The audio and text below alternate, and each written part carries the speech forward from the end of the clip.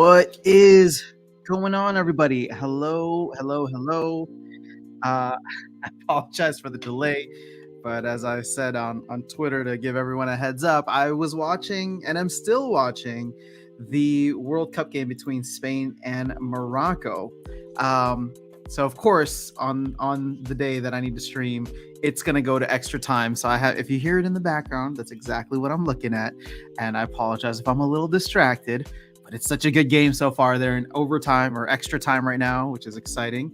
I'm cheering for the underdog here, Morocco, and hopefully they can pull it off, which would be awesome. But we're not really missing much because it's maintenance, and I think maintenance today is going to be kind of long, at least from what I had heard. So I'm just here to hang out and hopefully hopefully watch some good soccer in the background here. So I'm sorry, football for those around the world. Luthien, you are the first comment. Wow, let's go. Yes, you are on time for once. Mainly because I'm late, but you know what? It doesn't matter, Luthien, because the party always starts whenever you arrive. Guarana, what's going on? Hello, fellow guildmate. How are you? Level Up Life, how are you doing? It's been good getting to chat with you a lot more lately. I wonder how you're feeling about DEC overall. We have seen, let's get away from this maintenance window because there's not much happening here. But we have seen a little bit of a push on DEC. Let's go back to tokens. Let's try this. I don't know why is this? Oh, 24-hour volume. Is that what we need?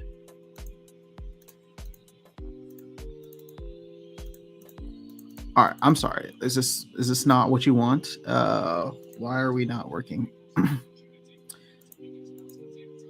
We usually have DEC towards the top, but is Hive Engine down? Maybe Hive Engine is down. Look at this. Everything is zeros across the board.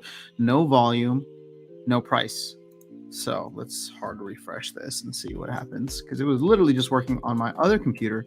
But if anybody's ever run into this before, I would be so curious to know what in the world is going on. Yes. Oh, is it just a...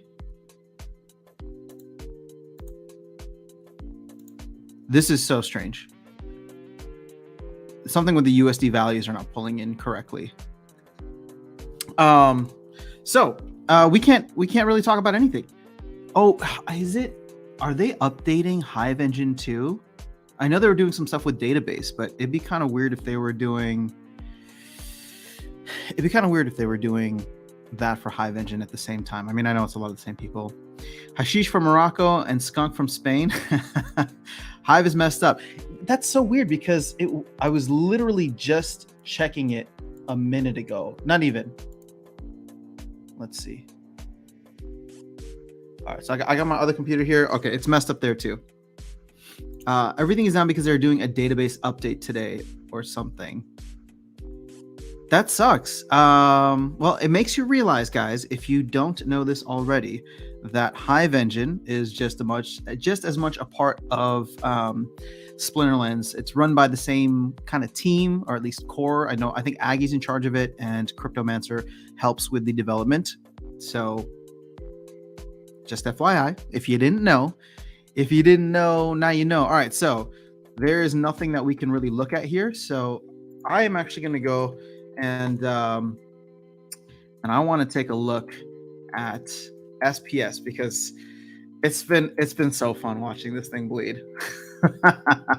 I've become even more bearish. So if you're ready for some more negativity, you've come to the right place. Look at this thing. We're discovering brand new lows here, and I just tweeted out earlier today that's I do not. Okay, let's talk about this because I know I'm being a little obnoxious here when it comes to the bearish nature. But speaking honestly with you guys, I do not see any, again, zero catalysts, price catalyst for SPS. I see zero utility for SPS over the next, 6 to 12 months. So I think we are in for a very long and continued brutal down market unless the overall macro changes. Now, what do I mean by this? The team has done everything in their power to shift all of the SPS utility over to DEC, and that's still going to happen at some point. It sounds like they're going to readdress the SPS, Rift Watchers for DEC and nodes for DEC at some point. So again, if anything, we're looking to remove or reduce SPS. We're looking to remove and reduce SPS, utility from the time and give it to DEC. So that's all well and good because the flywheel is a phenomenal concept. It worked super well for Luna. Obviously, that didn't work out in the end, but there was a fatal flaw in how that was designed. If you lose confidence in both tokens, then you sell both, and they both crash. But there's no death spiral, at least nothing that's been discovered here for SPS and DEC, because that transaction, right, burning is only good one way, whereas before you could burn both ways for the Luna token and the UST token. So I love the concept of the flywheel, but we have a ridiculous amount of DEC.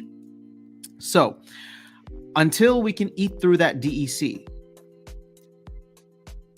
it's going to be down. And then even after we eat through the DEC, I think we still need to eat through a significant amount of SPS.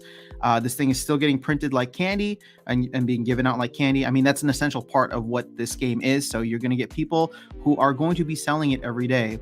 But here's the tough part with SPS downward price pressure. As somebody who's in the LPs, I have to sell SPS every single day in order to compound. As somebody who's part of the DEC LPs, I have to sell all of my SPS, right? For the SPS ones, right? SPS ETH, SPS BNB, SPS Hive.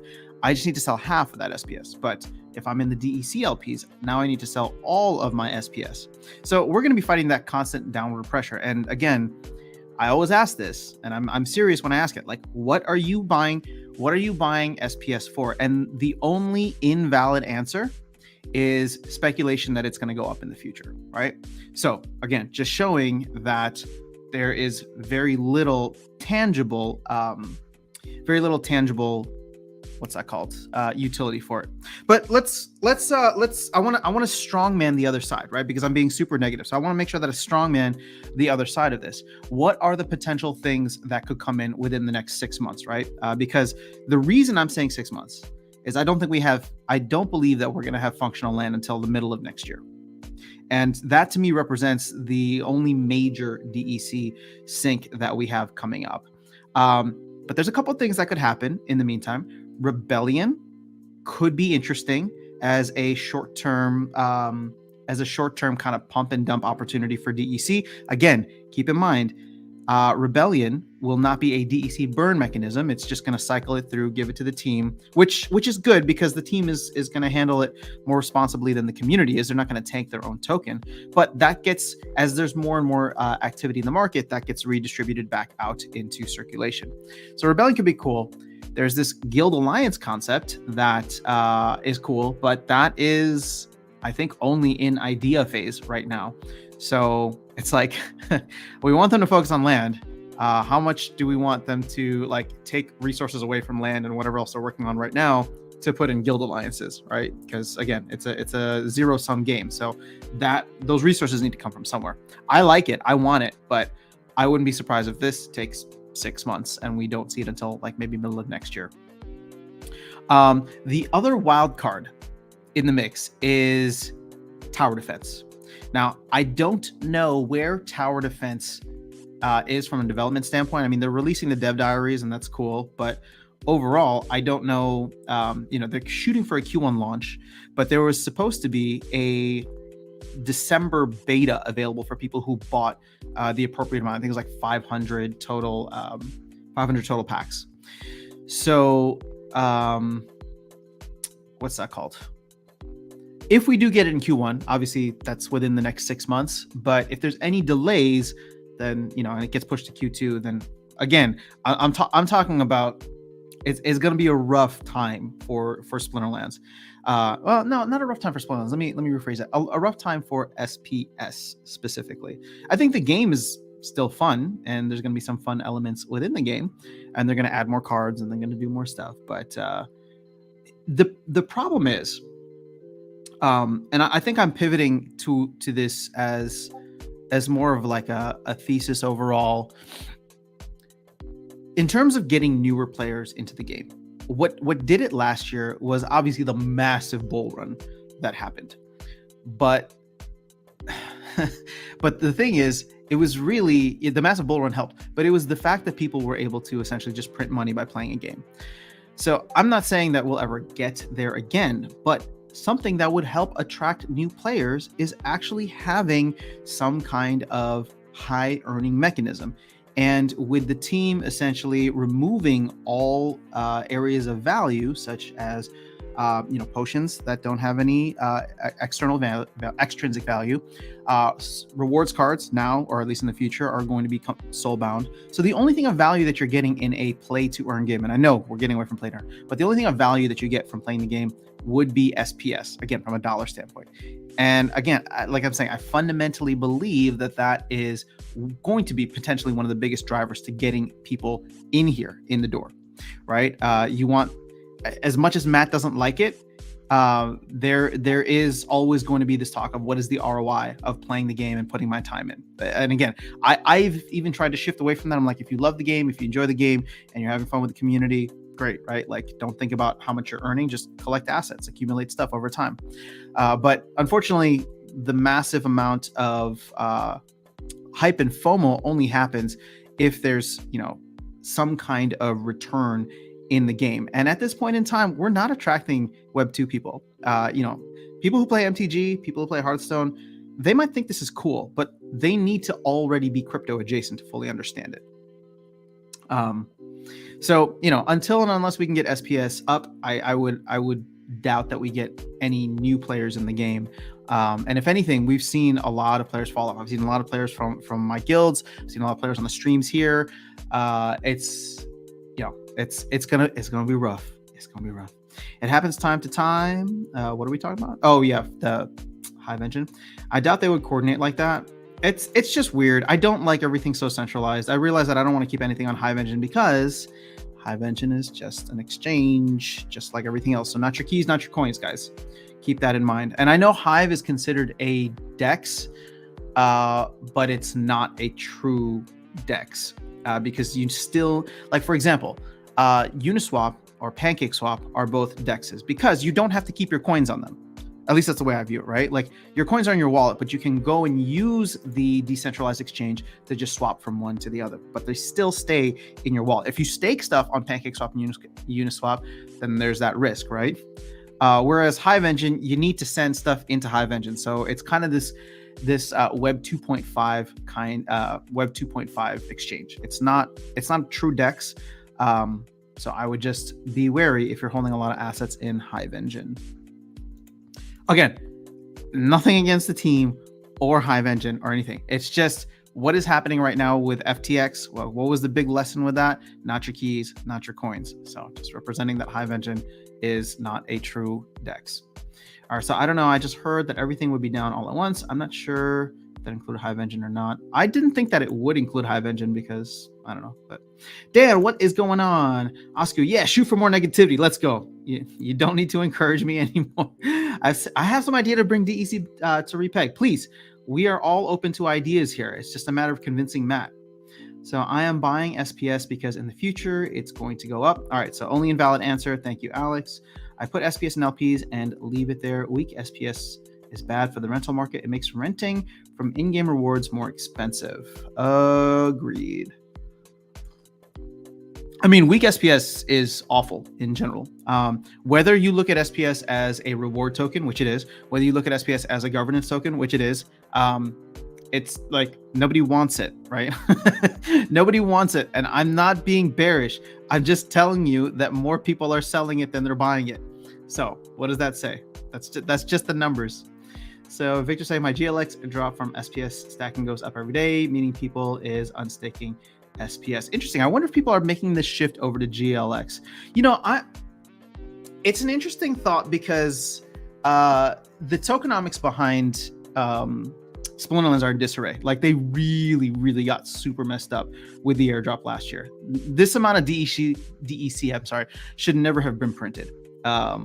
I think the maximum amount of DEC that should ever be in circulation, or that actually let's see something here. what was it? 0.001 times 1 million, right? Oh yeah. So what? So okay. The way that the game was working before is that if DEC was at its peg, it would burn 365 million DEC per year. All right. So the fact that we have 6 point something billion is, I don't know how many X's above that. 6.3 divided by 0.38365. I don't know. Let's see. So we're like 17x above the amount that the original peg algorithm was designed to put in. And that algorithm, and here's the thing, that algorithm was what was live for the longest time before this big boom. And DEC was still well below peg, meaning that it was actually printing less because the demand wasn't as high as 365 million DEC per year. Now, obviously, the player base has grown since then, so there should be a higher demand for DEC, but that demand is in circulation and not necessarily from a burning mechanism, which at this point it's just potions, which are now being given out like candy, especially at the higher levels, which is kind of weird when you think about it, because who are the people that are going to spend more in the game, right? It would be the people who have more assets and that can buy more packs or earn more packs, and so they would be the ones that would be spending more DEC to buy potions and burn DEC. But now they don't have to. I don't remember the last time I bought a potion, and I'm only playing in gold. Crazy Kamikaze, what's happening? So Dan, if we have a system to make the new Soulbound reward cards liquidity by recharge with DEC, I don't know what you mean liquidity. Like if you unlock them with vouchers or something, it could be interesting. I don't think they're gonna go for that, but what do I know? SL issue is they aren't able to attract players that aren't interested in making money.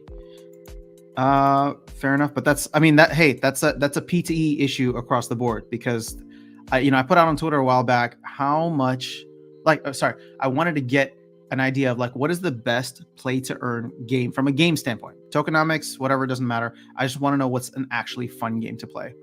And I checked out some of the responses. There was some promise there, but again, none of these are competing with Web 2. If people just want to spend their time in a game with friends or something, I think that will bring huge demand. Okay, Dan, I'm sorry, I don't fully understand what you were saying. System to make the new Soulbound reward cards liquidity. So basically, are you talking about unlocking them with DEC? I don't know. That's my guess. So I never know what to do during maintenance. I want to make some cookies, but I'm out of sugar. That's good, Luthien. Sugar's bad for you. It'll rot your teeth and it will spike your insulin. So no sugar. All right, Tails. What's going on, Tails? Good to see you here. If you hold SPL assets, you have no choice but to use Hive Engine or the game's database.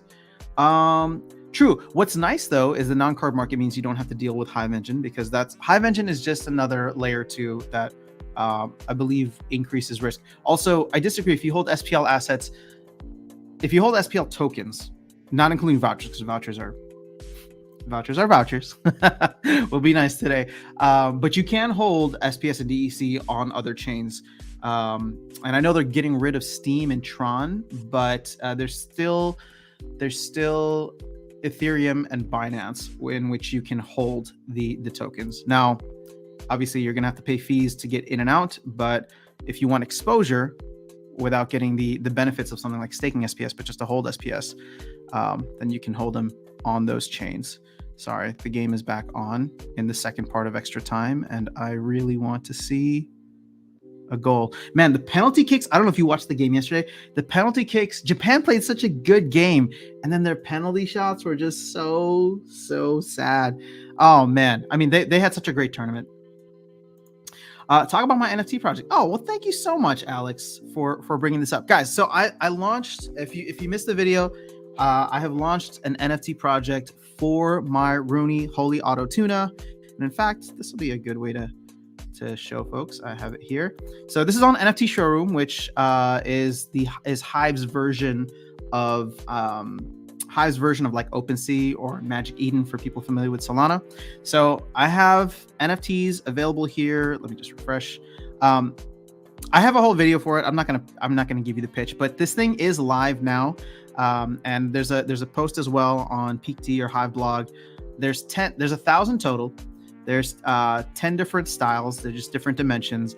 I want to do cool stuff with this in the future. This is a way for folks to support what I'm doing here. Again, this affects nothing on the channel. I'll still be streaming every week or every week. I'll still be putting out content every day that I can.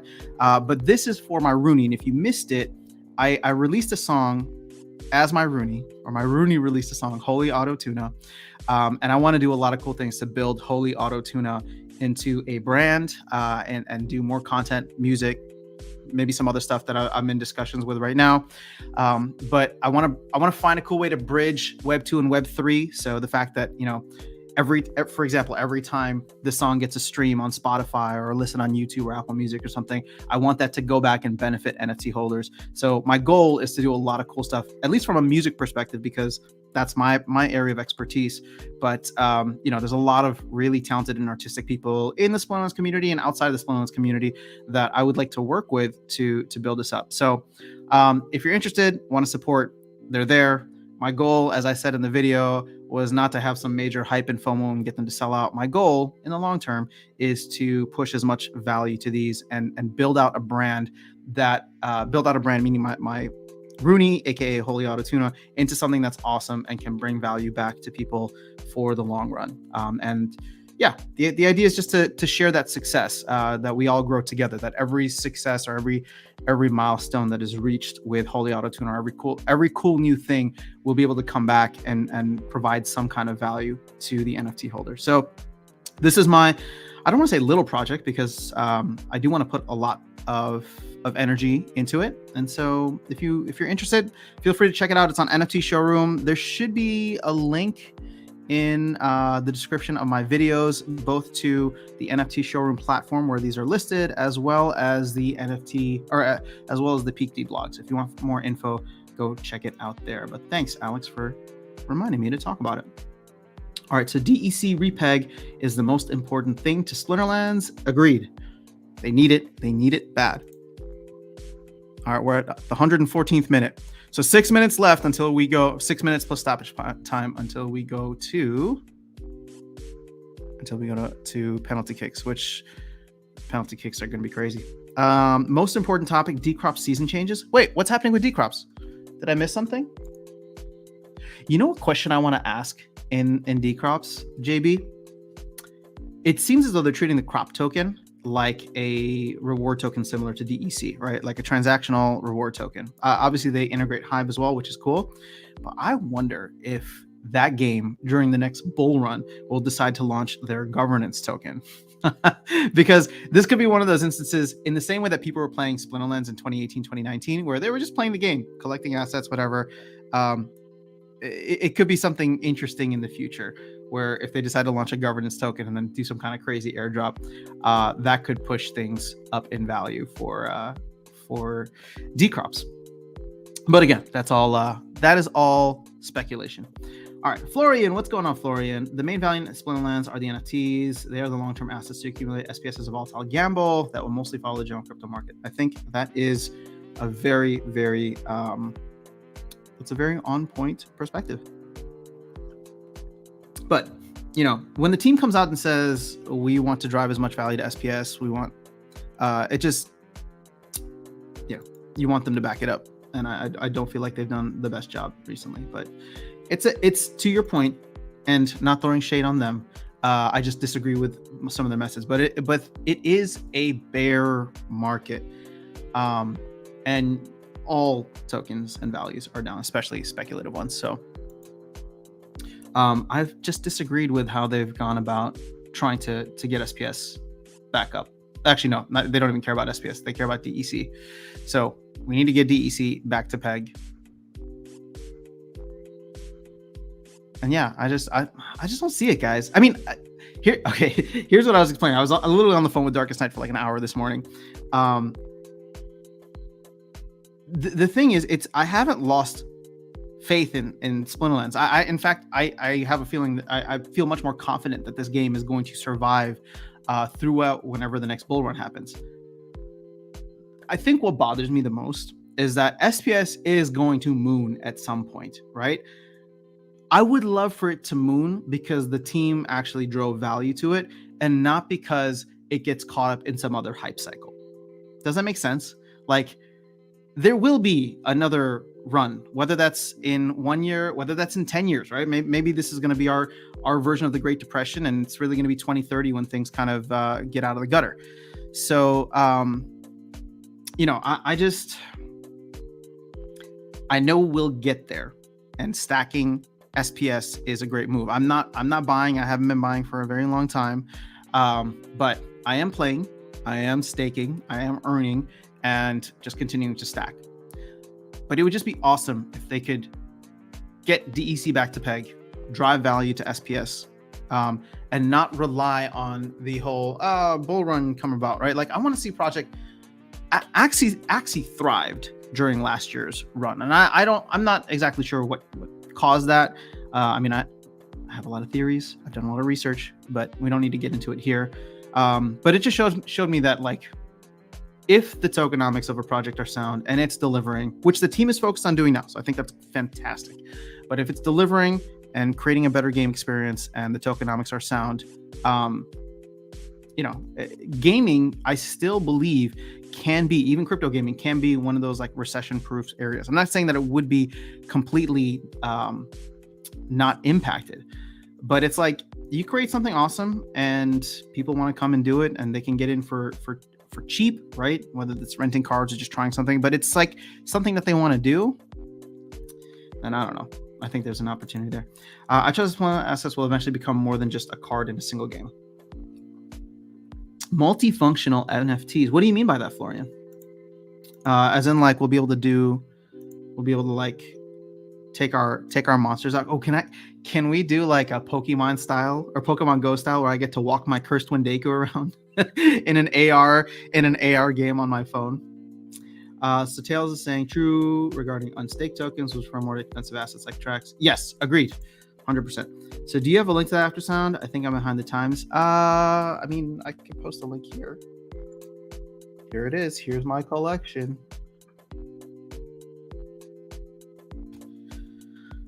So the full idea is we get the new reward card as chip. It's soulbound, unplayable, and untradeable. If we want to user trade, we can activate by cost DEC. That's another way to stake DEC into. I'm not opposed to this idea. It doesn't solve the bot farming issue though, but it does create somewhat of an artificial floor for all of the it creates somewhat of an artificial floor for the reward cards, which could get interesting, right? Like, think about it this way. Let's say you had to pay the burn value or a multiplier of the burn value in order to unlock the card. That could get interesting because now all of a sudden, and I think the burn value would be too little, but let's say you had to pay, like, I don't know, 10x the burn value. What's 50 DEC worth at PEG? 50 times 0.001. That's 5 cents, so it's not going to really do much. I mean, this would have to be a significant multiplier of the burn value.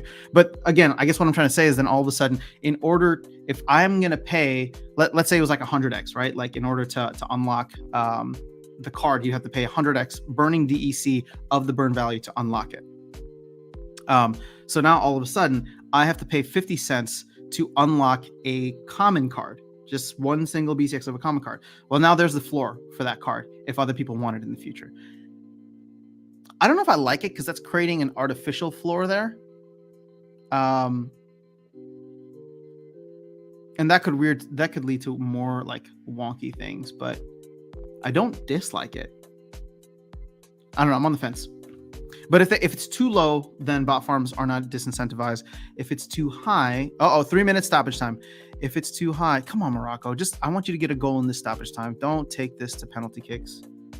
Yesterday, everybody was like, oh, Japan hasn't been in this situation before. They don't really practice their penalty kicks. And I was like, I don't know if that's true, but it definitely looks true. Or the Croatian goalkeeper was just phenomenal. And I don't want to take anything away from him. But got 3 minutes here of stoppage time, 2.5 to be exact. So much salt in Mav chat. Yeah, not surprised. That's why I'm not talking, because I would just be dousing that thing in a little bit more salt. Howdy, everyone. What's going on, Dragon? When we want to take the EC back, we could burn the card without the card. Okay. So you're talking about staking DEC in order to unlock the card. But then what happens if you sell the card?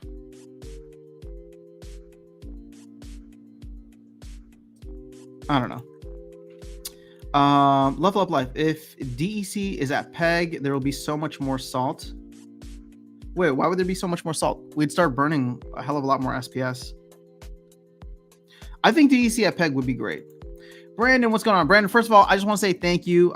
You actually bought a couple of the NFTs for Holy Auto Tuna, so I appreciate the support, man. You've been awesome. So I just want to give a quick shout out and say thank you. We're gonna start doing cool stuff with it, hopefully this week or within the next week or so. So you happen to catch Michael Saylor on PBD? I did not. As a Bitcoin maxi, you will love what he says about FTX regulation, etc.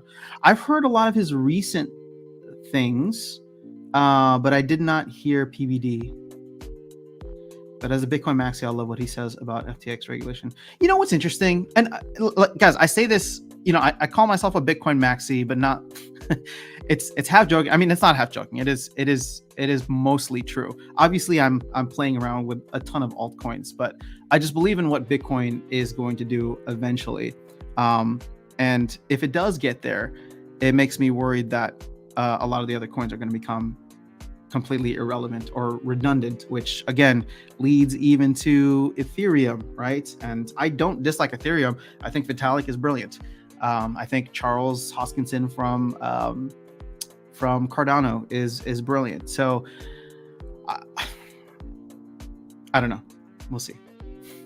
But when Bitcoin maxis now all of a sudden are talking about regulation for other coins and securities, I'm just like, man, y'all were so anti-regulation, but now you want regulation for only the competition in the blockchain space. But I get what they're saying, because to a certain extent, if we're talking about regulation, like a lot of these tokens should be treated as securities. I mean, if we're getting to the technical definition. Now, they should be treated as securities with the way that the law currently defines it. But that law is like almost 100 years old. I think it was like put out in the 1930s. So I think that there should be some kind of update to that. But I will check it out, Brandon. Thank you for letting me know. Luthien, you are welcome. Good morning, Harris. What's going on? Jarvie, we were probably just feeling a little salty today, just talking about I don't know. What do you want to talk about, Jarvie? Let's see. The game is still down, right? I had this on SPS for a while. I don't. Oh yeah, there we go. Under 3.4.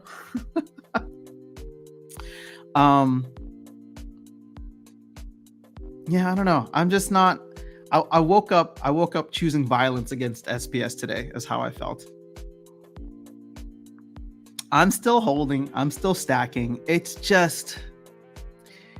There's just nothing. There's just nothing in terms of an upcoming catalyst that I see. I mean, here's the thing. Could they do something similar to Chaos Legion where they sell Rebellion packs in SPS? Sure. But why would they do that when the whole point is they're trying to get everything to DEC? So that's not even going to push the price of SPS up. So again, it just comes down to how long are we going to have DEC below peg? How long will we have DEC below peg?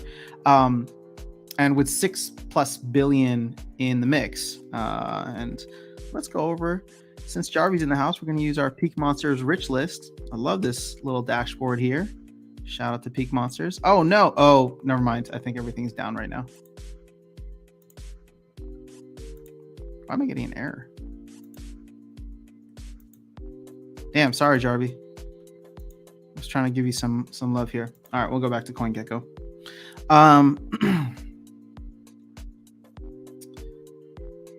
I forgot what I was even saying. Yeah, there's just nothing coming up for SPS. So however long it takes for us to get DEC back to peg. And then once DEC is at peg, I think it'll still take a significant amount of SPS burning in order for that to be felt. Because keep in mind, I always say this, burning is just a marketing tactic. Burning only affects one half of the equation, supply.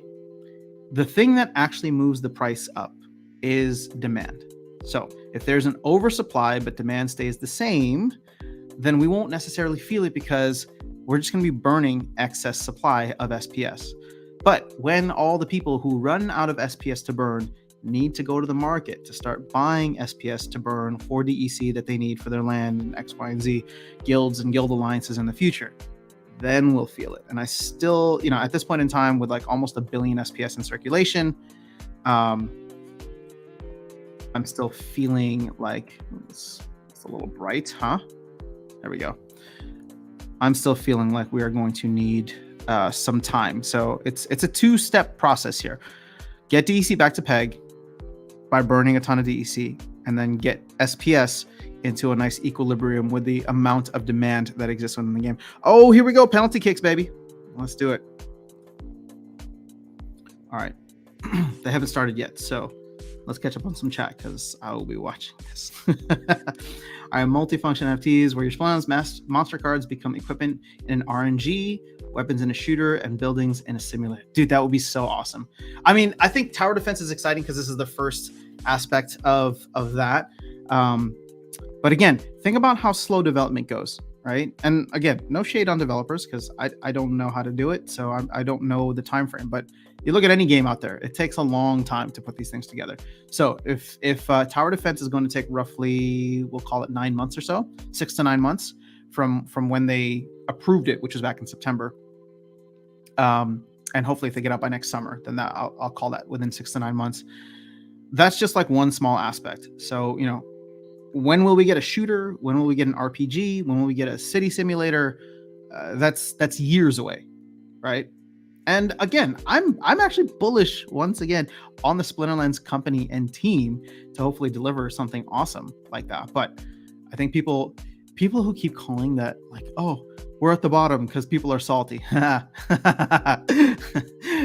You know what I did yesterday? And I'm not gonna put anyone on blast, at least not yet.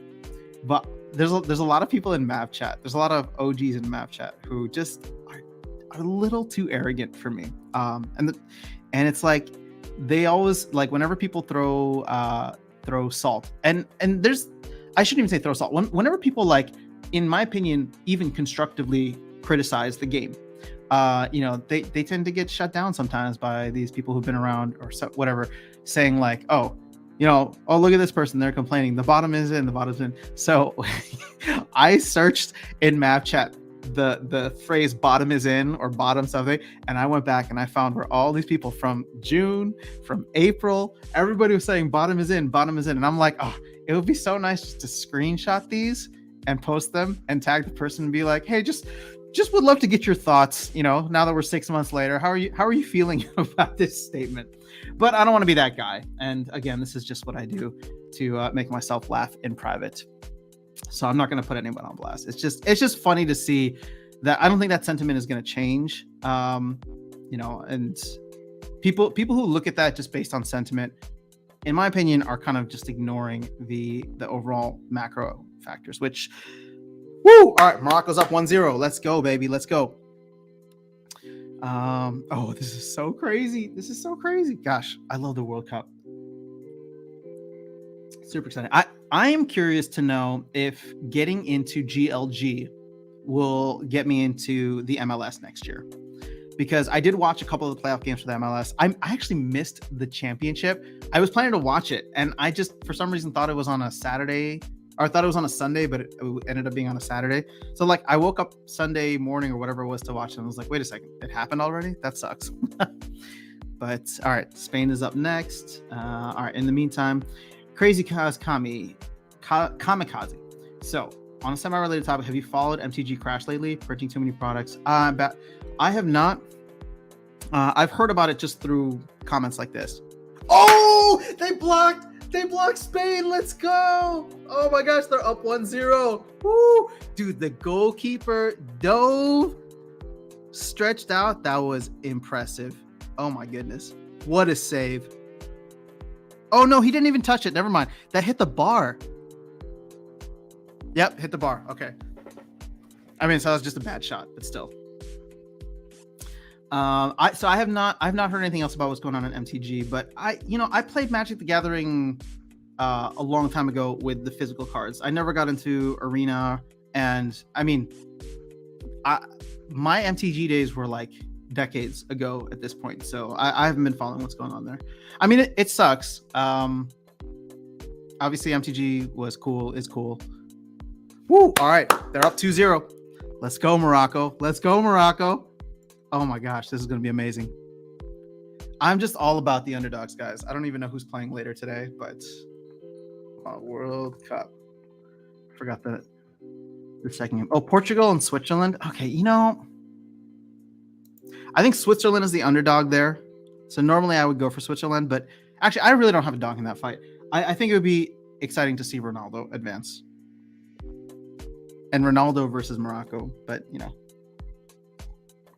I guess I don't really care, so I can stream a little bit longer today.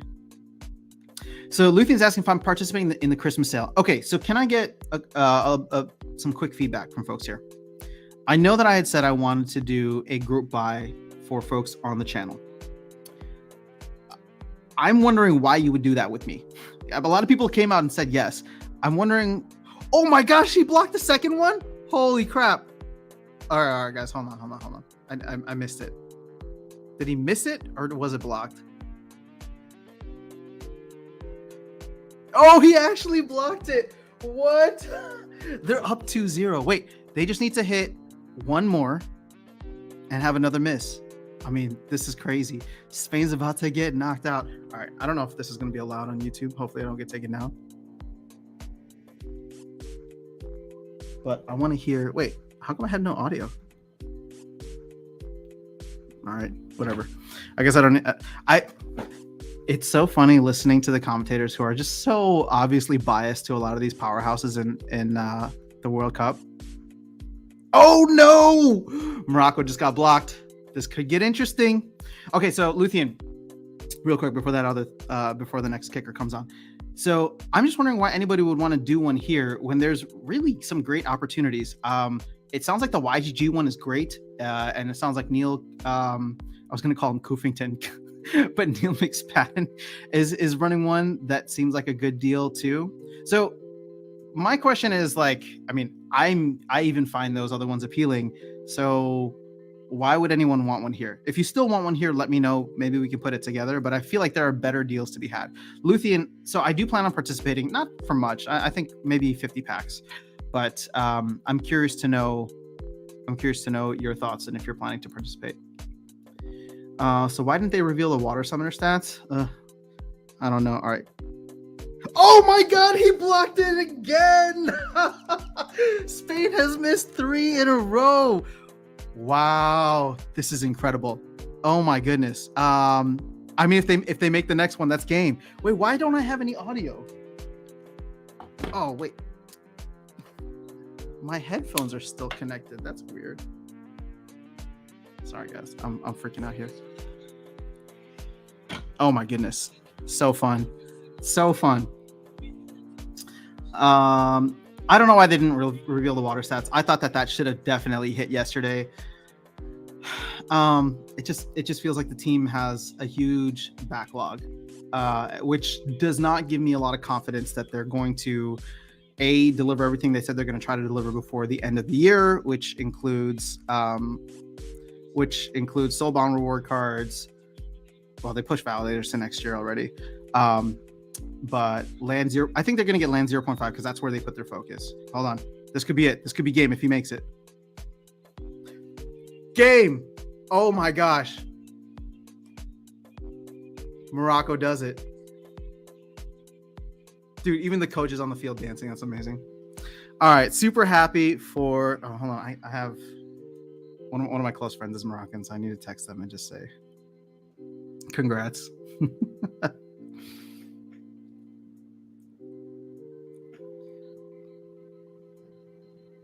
Oops. Did it.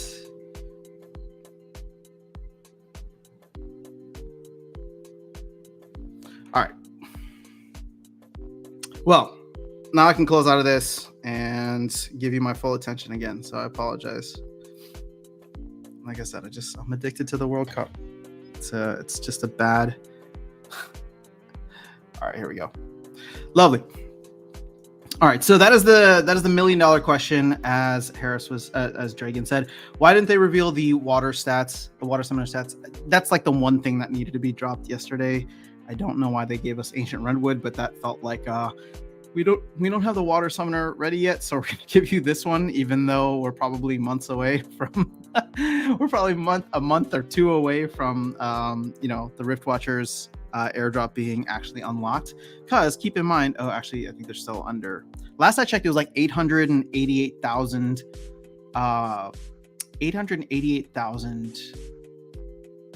packs or gems. Sorry, gems sold for Rift Watchers, and I think we're doing like 1,000 to 2,000 a day. So like that's not going to happen for a while. And if you were trying to get people hyped to go buy Rift Watchers, no, I don't think that's going to happen. I mean, I think people are going to buy Rift Watchers when they need it regardless, but overall, that wasn't going to create the hype that they were hoping for. To Florian's point, this is the vision of the NFTs. Also consider ECR on per card basis. We'll do a lot of bot AI advantage in ecosystem. Brandon, I would love this. I love the fact that they're doing this, planning to do this with tower defense. And I know, I when the team says it's tough to like fix an airplane mid-flight or to turn a gigantic ship, I agree. So I don't know how and when this would be implemented, especially with the long list of things that they're trying to deliver. Because like ECR per card seems like a huge undertaking in terms of like just designing the code base, getting the entire card system updated, and then redoing the ECR to be done at a per card basis rather than from the account level basis.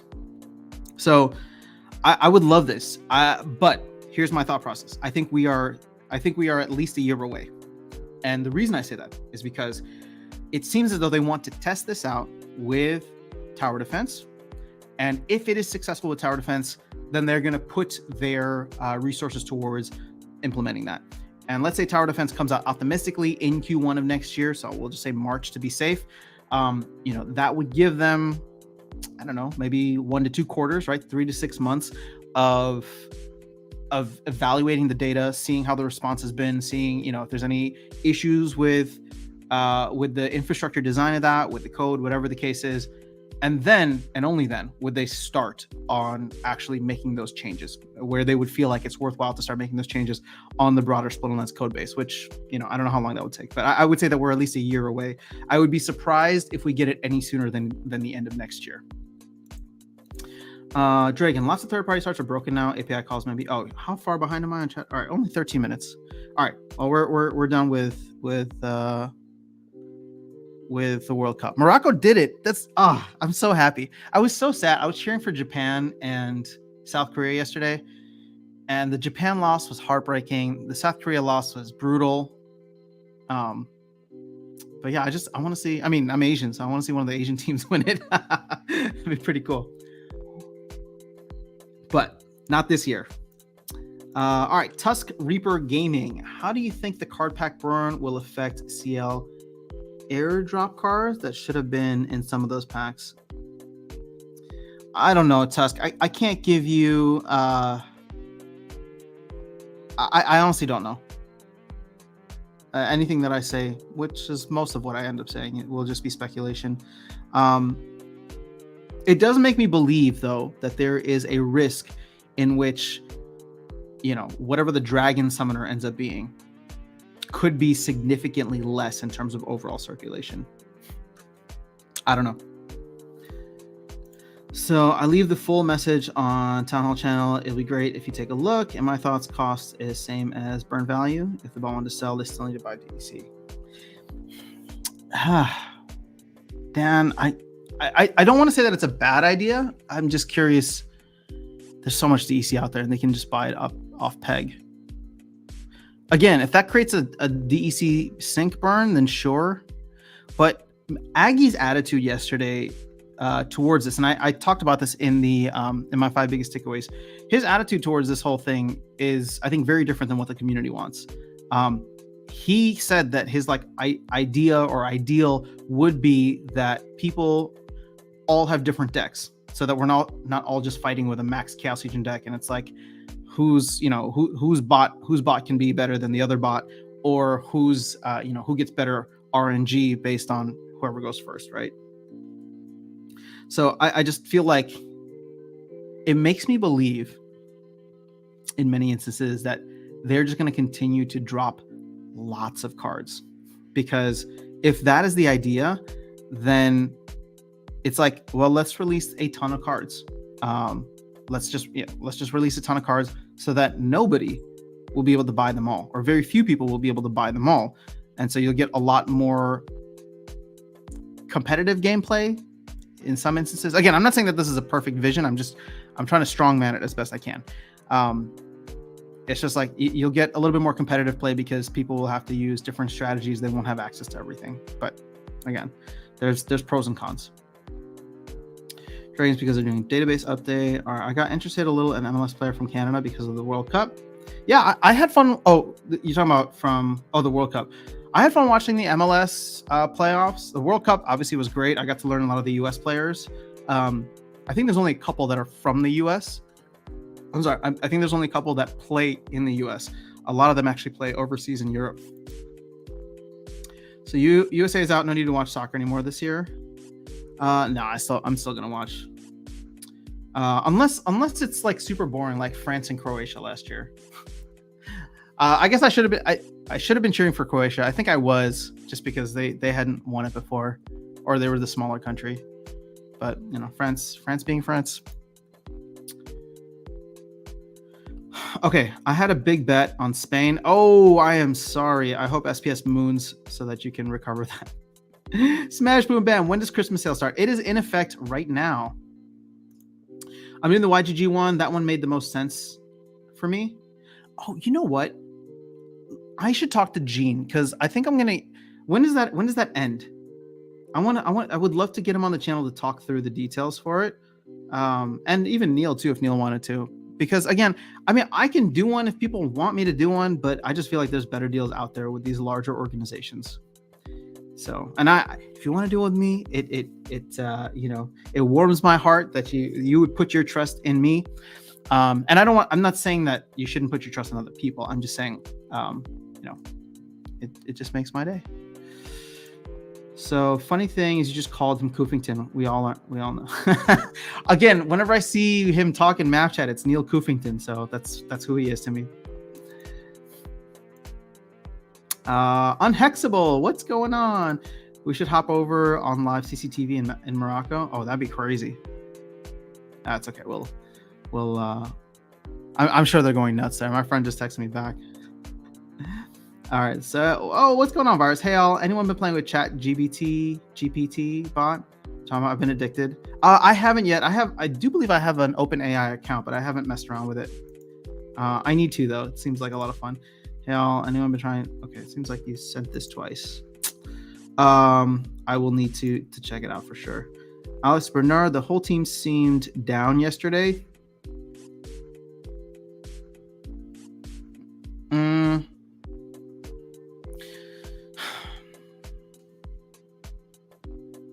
This pause is probably saying a lot more than any words. I don't know that they felt down or that they seemed down. I think there's just still a lot of recovery. I have to imagine that internally, it was probably very difficult to go through what they went through, downsizing. Almost half the people, like every other person you knew at the company, was essentially out, right? So I have to imagine that was difficult, and that is going to take some time to heal some of those wounds, to come to terms with the fact that there's still a shit ton of work to be done, and now your plate is twice as big than it was the other day. And we're in a period generally, right? I usually call like the last quarter of the year, especially the last 6 weeks of the year. We're in a period where people just naturally slow down. Like, this is like, I want to spend time with friends and family. I don't want to think about work as much. The whole world is slowing down. So I don't want to say that they were down, but I wouldn't be surprised, or it doesn't surprise me if they come across as a little bit less engaged in many ways. Again, this is not throwing shade at them. I tried to list out why I think it's totally normal for them to be like that. But I do believe them, right? I do believe them. You know, Nate said that he was super pumped. Weirdbeard has been super pumped. Is some of that maybe like forced if you're watching from the outside and have a cynical viewpoint? Sure, it can be, right? They need to hype up the community and show that they're still there doing the work. And that's the one thing that I can confirm is that they are doing the work. I can't share anything with you guys, but Weirdbeard has been sending me a ton of stuff lately, stuff that he's trying to propose, and you're gonna see that very soon.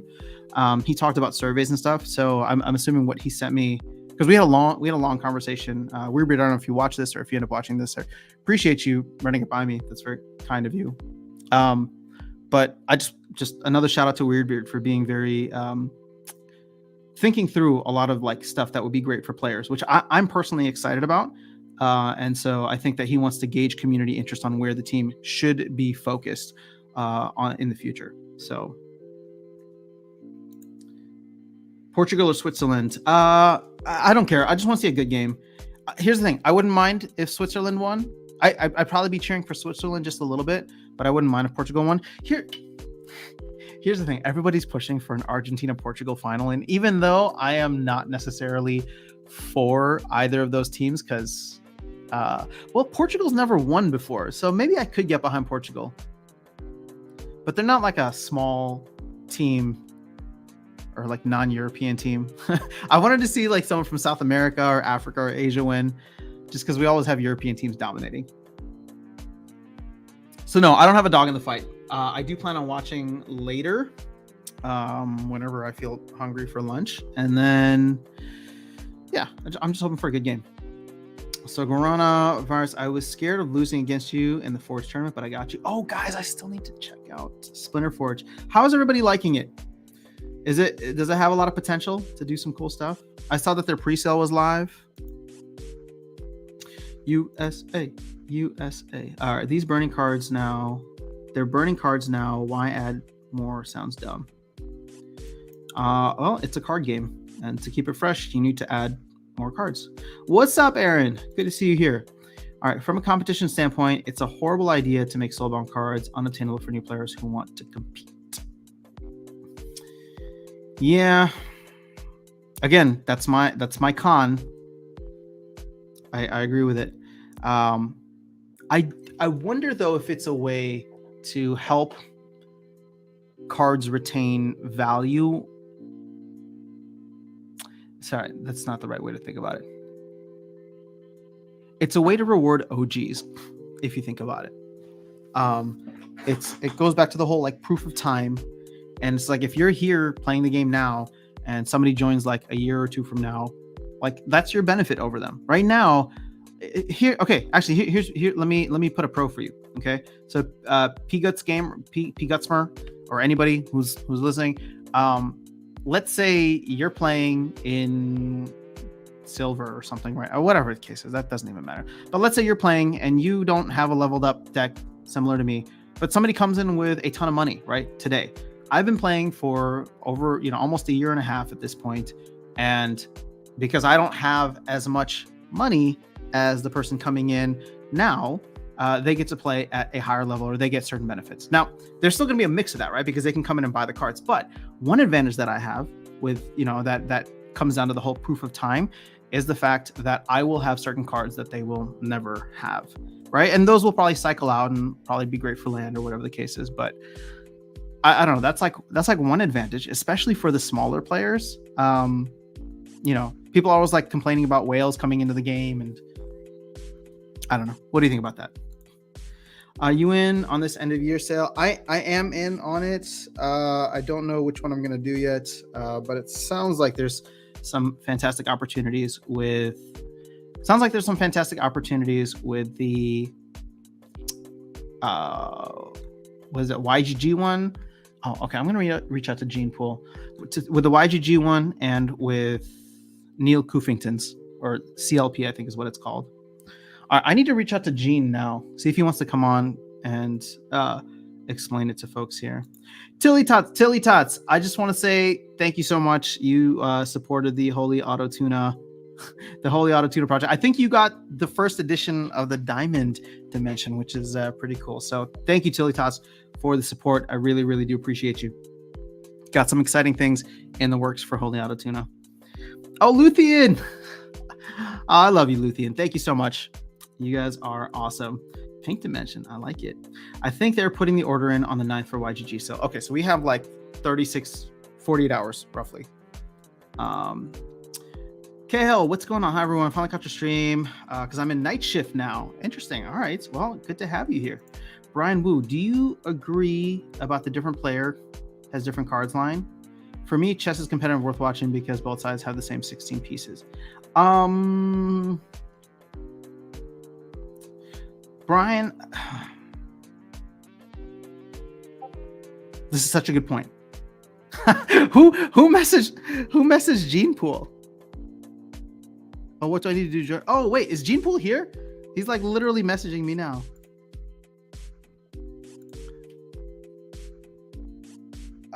Okay, you guys want to chat with Gene Pool? Who DM'd him? I'm just curious. All right, let's see if we can get Gene Pool on the show to talk through the details. Because I read it on Map Chat, but I think having him explain would be great.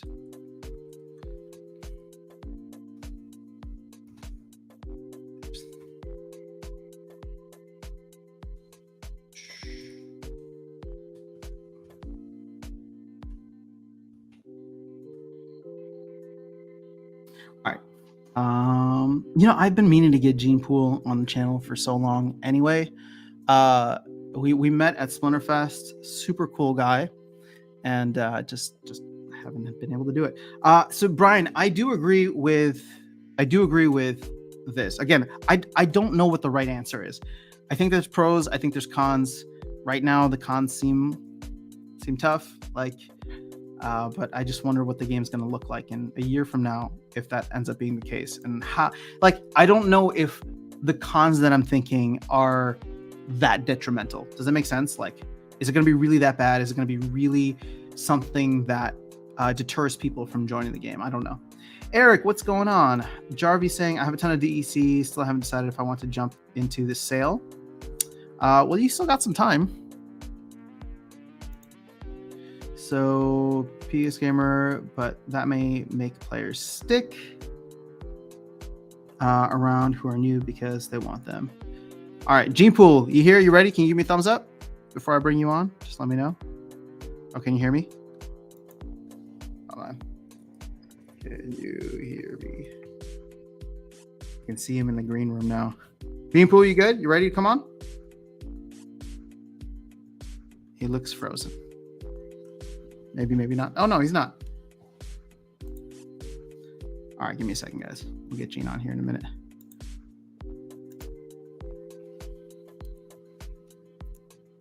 All right, let me add Gene. Gene, what's going on? Hey, can you hear me? Yeah, there we go. Now I can hear you. Welcome, my friend. Okay, now I can't hear you. Oh, you muted your mic. There you go. Okay, hold on. I'm getting feedback. I was trying to figure out which one to echo or which one to. Do you have maybe headphones? I don't know. Oh, yeah. I wonder if my microphone is. No, I'll plug the headphones in. That's what it is. All right. I'll mute you for now. Just let me know when you're ready to go.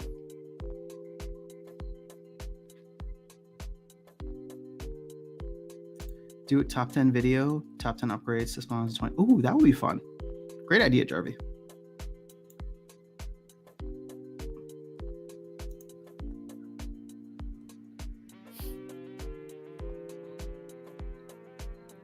All right. Oh, all official with a microphone and everything. Let's go. You good? Can you hear me? Oh no, I'm losing you.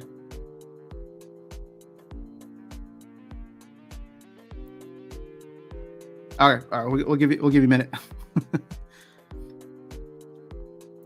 Sorry, I can't hear anything you're saying. I don't think anybody here can hear what you're saying. So sorry, can't hear you. If the feedback isn't too bad, though, we can try the original way. Maybe just keep my volume low. I think it's fine. Can you hear me now? Yeah, I can hear you. Okay. Feedback's not that bad, and whatever.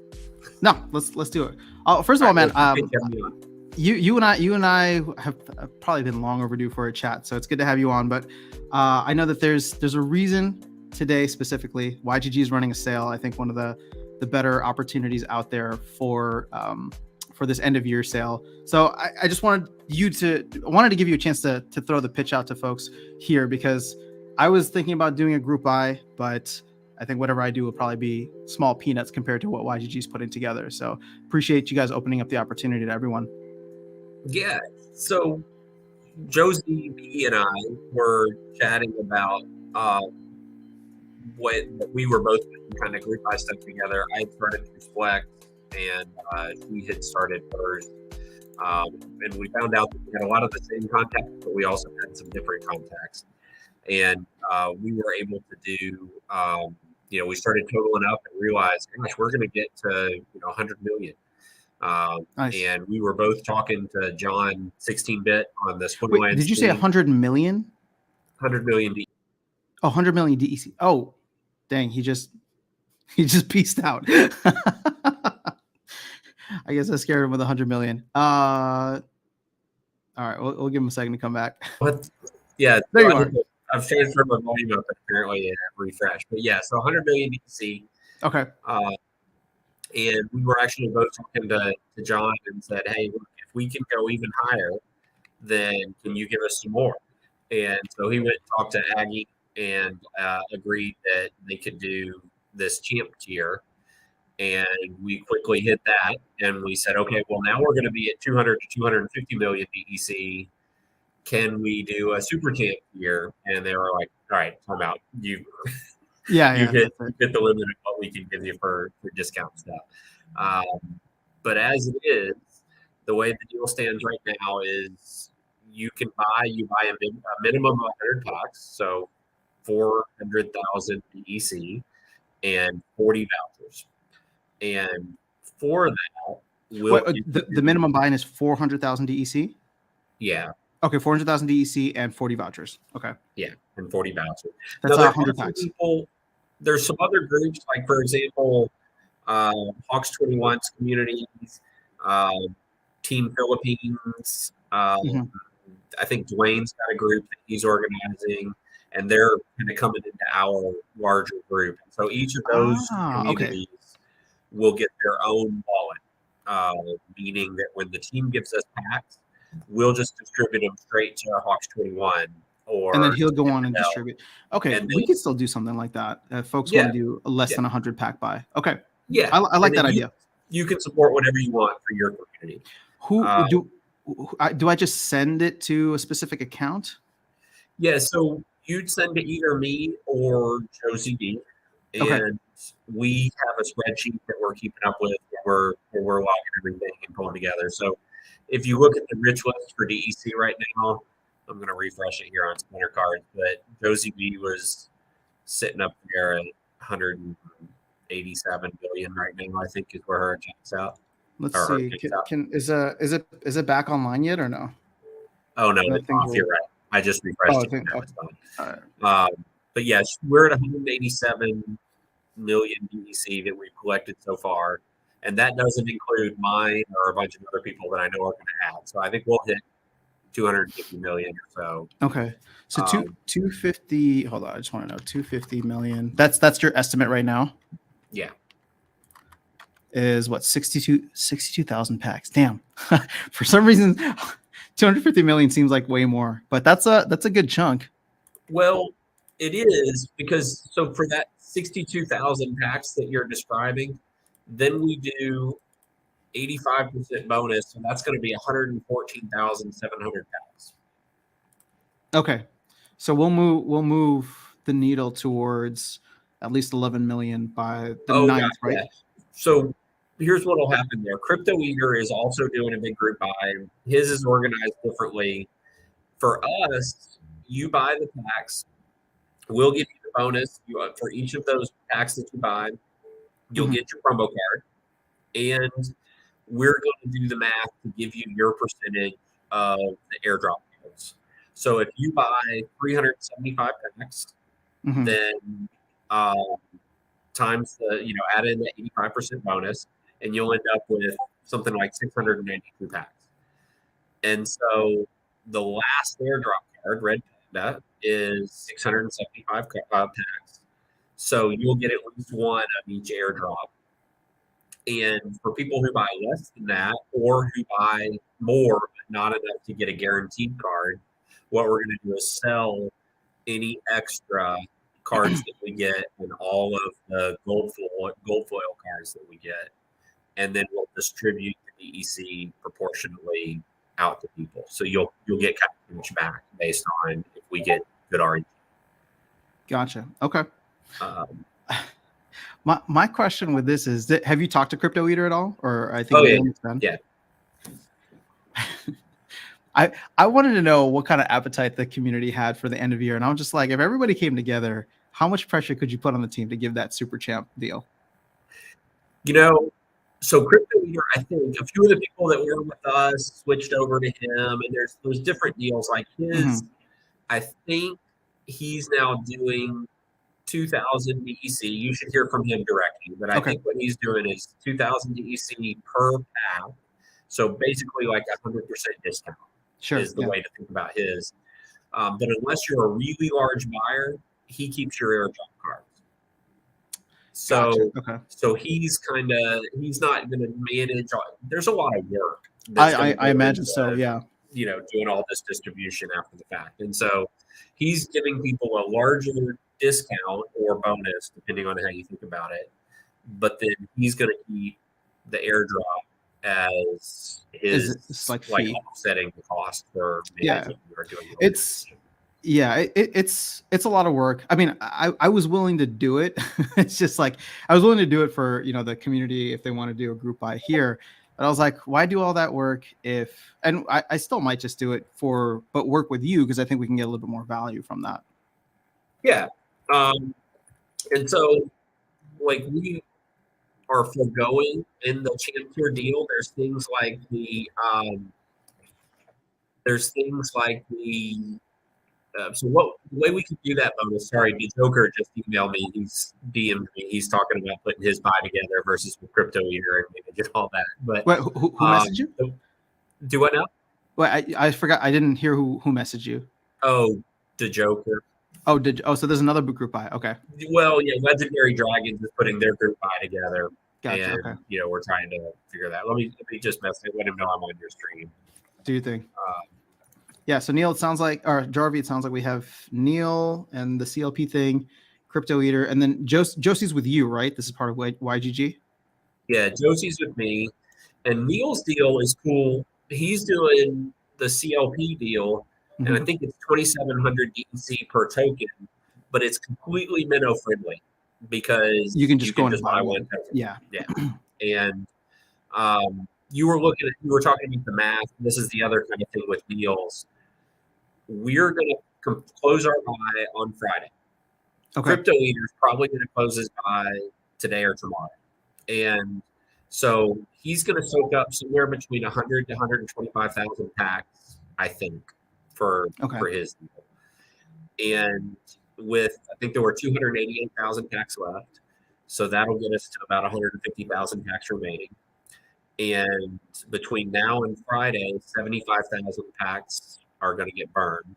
So we're going to have about 75,000 packs left over.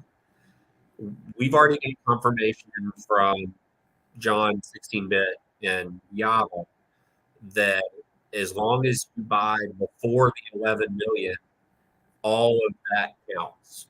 So interesting. Okay. Yeah. So if there's only 25,000 packs left, but we buy 125,000 packs, there'll actually be 11.1 million packs for that. Somebody's going to complain about that, I'm sure. I'm sure. But as Vet was saying when he and I were talking about it, it's code. The code is sacrosanct, for better or for worse. Yeah. And apparently that's the way the code works. And in our case, it gives us a little bit more buffer. If it's all part of one transaction, essentially. Yeah, if it's all one transaction. Got it. Okay. And so what we're doing right now, the cutoff somewhere around 10 million or so If your buy is at least that much, then we can get you your own account. So the packs would go directly into your wallet. You would get Mhm. your own airdrop. You keep whatever you get. They all count for you. So like for your community, if you were going to buy, if you had at least 10 million amongst 10 your million. community, Okay. however you wanted to do it, you just get all the cards and you manage the distribution of that to your community instead of us. Are there potions involved too? Well, so the way we're able to do that bonus, so on paper, it's only a 40% bonus Sure. for the packs, but the team is willing to convert the potions to their US dollar value, and Okay. we're converting those potions into packs. Got it. Okay. And That's why you guys are getting an additional percentage right. extra. So Okay. we're also converting the guild halls, and we're giving large buyers, anybody who buys more than 8.3 million DEC worth of packs, the option for whether they want to get a Rudy or get the extra packs Got it. Okay. for buying it that large amount. And then we'll pool all the people that aren't over the 8.3 million, and we'll convert all those to extra packs for the Rudy and be able to distribute that out to everybody. So it'll be at least an 85% bonus for everybody. It could end up being slightly higher depending on the DEC price at the time we actually submit the payment. Okay. So, that actually sounds pretty good. So again, it's just to get in with you, the minimum would be 400,000 DEC and 40 vouchers. And 40 vouchers, which I think is doable if we were to put a group here together. And I think you said the stretch goal would be 10 million DEC, right? In order to get everything. Like if I was going to set up a group, then to get everything under the same account, if I got 10 million. Right. Okay. I don't know. I don't know what the appetite is for something like that, but sounds cool, man. And by Friday, yeah. No, I appreciate you putting in the work for that. I just hope that you don't. I hope you guys don't get front run out of the 11 million. So I've talked to Don twice already this morning, and we're continuing to stay in touch with him on it. I think we're okay. There's a buffer there. Okay. I mean, is he going to let you know if like some other buy that's not being talked about publicly comes in? That's the discussion we have with him pretty regularly to make sure. So we think Crypto Eater's going to beat us in, but we don't know of any other large buys because, again, it kind of comes back to that appetite in the community. How many champ buy level buys are there?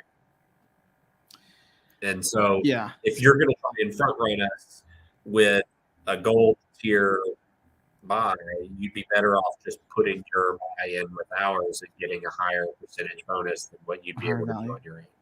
I mean, I like it too because you've made a lot of those things that were illiquid before liquid, right? So potions, guild halls, Rooney. It makes it a lot easier. It makes more sense to go with something like that. Yeah, and I think that's actually what the Joker was reaching out about. I think they're interested in the guild hall token. So we have some flexibility to do things like if you're going to buy 25 million DEC worth of packs, then technically you get one guild hall token that would be attributed to you. And if you wanted to do that, we can do the math on our side to make that work and still honor everybody's bonus rates. That's kind of why we set it up the way we did. Gotcha. Okay. Well, I mean, I understand Niels makes it easy for like individual minnows, as you said. I like the way that you guys are setting it up though, because Hawks, I nothing against Hawks. He reached out to me and he's just like, "Hey, I heard you're doing a group buy," and he's like wondering if you want to join forces. And I was like, "Yeah, that sounds good." And then I didn't hear from him, and then I heard from somewhere else that he was teaming up with you guys. So I was like, "Oh, maybe I should learn, see what's happening with Gene Pool and the YGG stuff." So, yep. So cool. Anything else you want to chat about while you're here? No, I mean, I think that's it. I guess the only other thing to share is I was having a conversation with Yaba this morning about what this is doing to DEC prices. And, we're seeing some buying pressure. Yeah. But if Crypto Eater's deal closes today or tomorrow and ours closes Friday, then you've got Neil's deal out there for people, but how much more appetite is there in the community to move DEC closer to peg as a result of this? And so we were kind of revisiting some of the DEC bond options for other ways to lock up DEC. Interesting. You've been talking about that with Yaba. He's still interested in it. Well, his answer was he wasn't sure how much appetite there was in the community for it, because technically you could just buy and hold DEC right now. But I pointed out, when you offer things like this holiday deal, the DEC I was going to buy and hold for the track that I own suddenly says, well, maybe I better convert them to Chaos Legion packs at $1.30 to $1.40 cost basis, and I'll get more DEC later. Versus if I can put it into a bond and reduce the liquid supply of DEC, you're forced to go out and buy it. People start looking at this and say, wow, DEC really is going to get sucked in by these future things, and maybe we get DEC closer to value sooner. So basically, he said he liked the idea, he was still considering it, but that it wasn't going to happen before January anyway, so we had some time between now and then to kind of talk through the options and what that might look like. I'm assuming they want to see just what kind of price impact this is going to have on DEC once all these deals go through. The thing is, you've collected, if you're expecting 250 million, you've already collected a significant portion of that. Maybe 2/3 at least. Yeah. So, yeah, I don't know. I don't. If you were on the stream earlier, I've been a little bearish, but I'm curious. It'll be interesting to see what this does. I still think the DEC bonds are a good idea, but I understand there's a lot of roadblocks between here and there. So we'll see how this plays out first. I would just love to get the water summoner unlocked and into the meta. Yeah. Almost 100% guaranteed that that'll be unlocked on Monday, because Crypto Eater's buy, our buy, and the burn are going to put us over that number. So yeah. I should have mentioned those stats to Yaba, but I know he knows all that and he's working on it. I'm sure they're watching it very closely. Yeah. So all right, cool, man. Well, I don't want to take up any more of your time. Then I appreciate you coming on. What I'll probably end up doing, if you don't mind, is just clip out this segment and make a video for folks on here to see if anybody's interested, and if so, I'll be in touch with you regarding however much we end up buying. Yep, sure thing. And one of my guildmates just did a post about it also, that I'll figure out how to get onto the stream and post in chat for people to see kind of the details all written out of exactly what we're doing. I don't know if you want to just send it to me. I think YouTube is very protective with links in chat. So if you want to send it to me, I can post it in the chat. Okay, we'll do that as soon as we finish up here. Cool. Well, appreciate it, Gene. Gene Poole. Thank you. Appreciate the chance. Yeah, for sure. All right, take care. Thanks. Bye. All right, we are back. Let me get the music back up and running. So I'm gonna get through all chat. Don't worry about it. But yes, Jarvie, to your point here, it sounds like potions, guild halls, and Rooney are being converted into their dollar equivalent, and then being applied as additional packs. So I forgot what it was, but there's it's like right now you get a 40% bonus, right? If you bought like 100 packs, you get 40% bonus, 40 packs. But with their deal, I think it was up near the 60s or 70% ish range, because they were converting all of that, if that makes sense. Give me 1 second. All right, so here is the post from Gene Poole, if you guys want to go check it out, or from his guildmate. And then what's he asking me here? How do I watch your stream? Oh, YouTube live stream. I guess I can share. 1 second, guys. And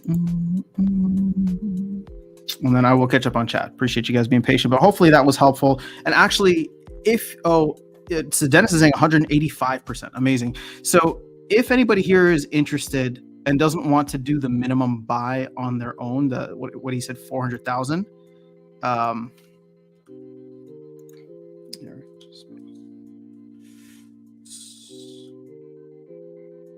And you want to do something, less than that with with me or through this channel, just let me know here. Throw something in the comments, and like I said, I'll probably post a video about it a little bit later today once I'm able to clip this out. But let me go ahead and catch up with the chat. I know we left off. All right, so Jarvis said do a top 10 video. Yeah, we'll be doing a lot of like maybe some kind of end of year review and what to look forward to in 2023. We're going to be sending stuff to you as well, Luthien. Amazing. Yeah, I mean, he's got some fantastic ideas. I just hope he gets the resources and support to get it done. Brazil's going to win? No, they've won the most. Brazil's the one team I'm cheering against. And I like Neymar too, which is funny, but I don't want Brazil to win more. It's a way to tank SPS if 100% of ranked rewards cards move to Soulbound. Well, it may tank SPS, but if they give people a reason to hold SPS for the long run, yeah, I don't know. That explanation of Soulbound is why I'm for it. Jarvis says there are some easy solution for Soulbound cards that would solve most worries. I'd be curious to hear your thoughts.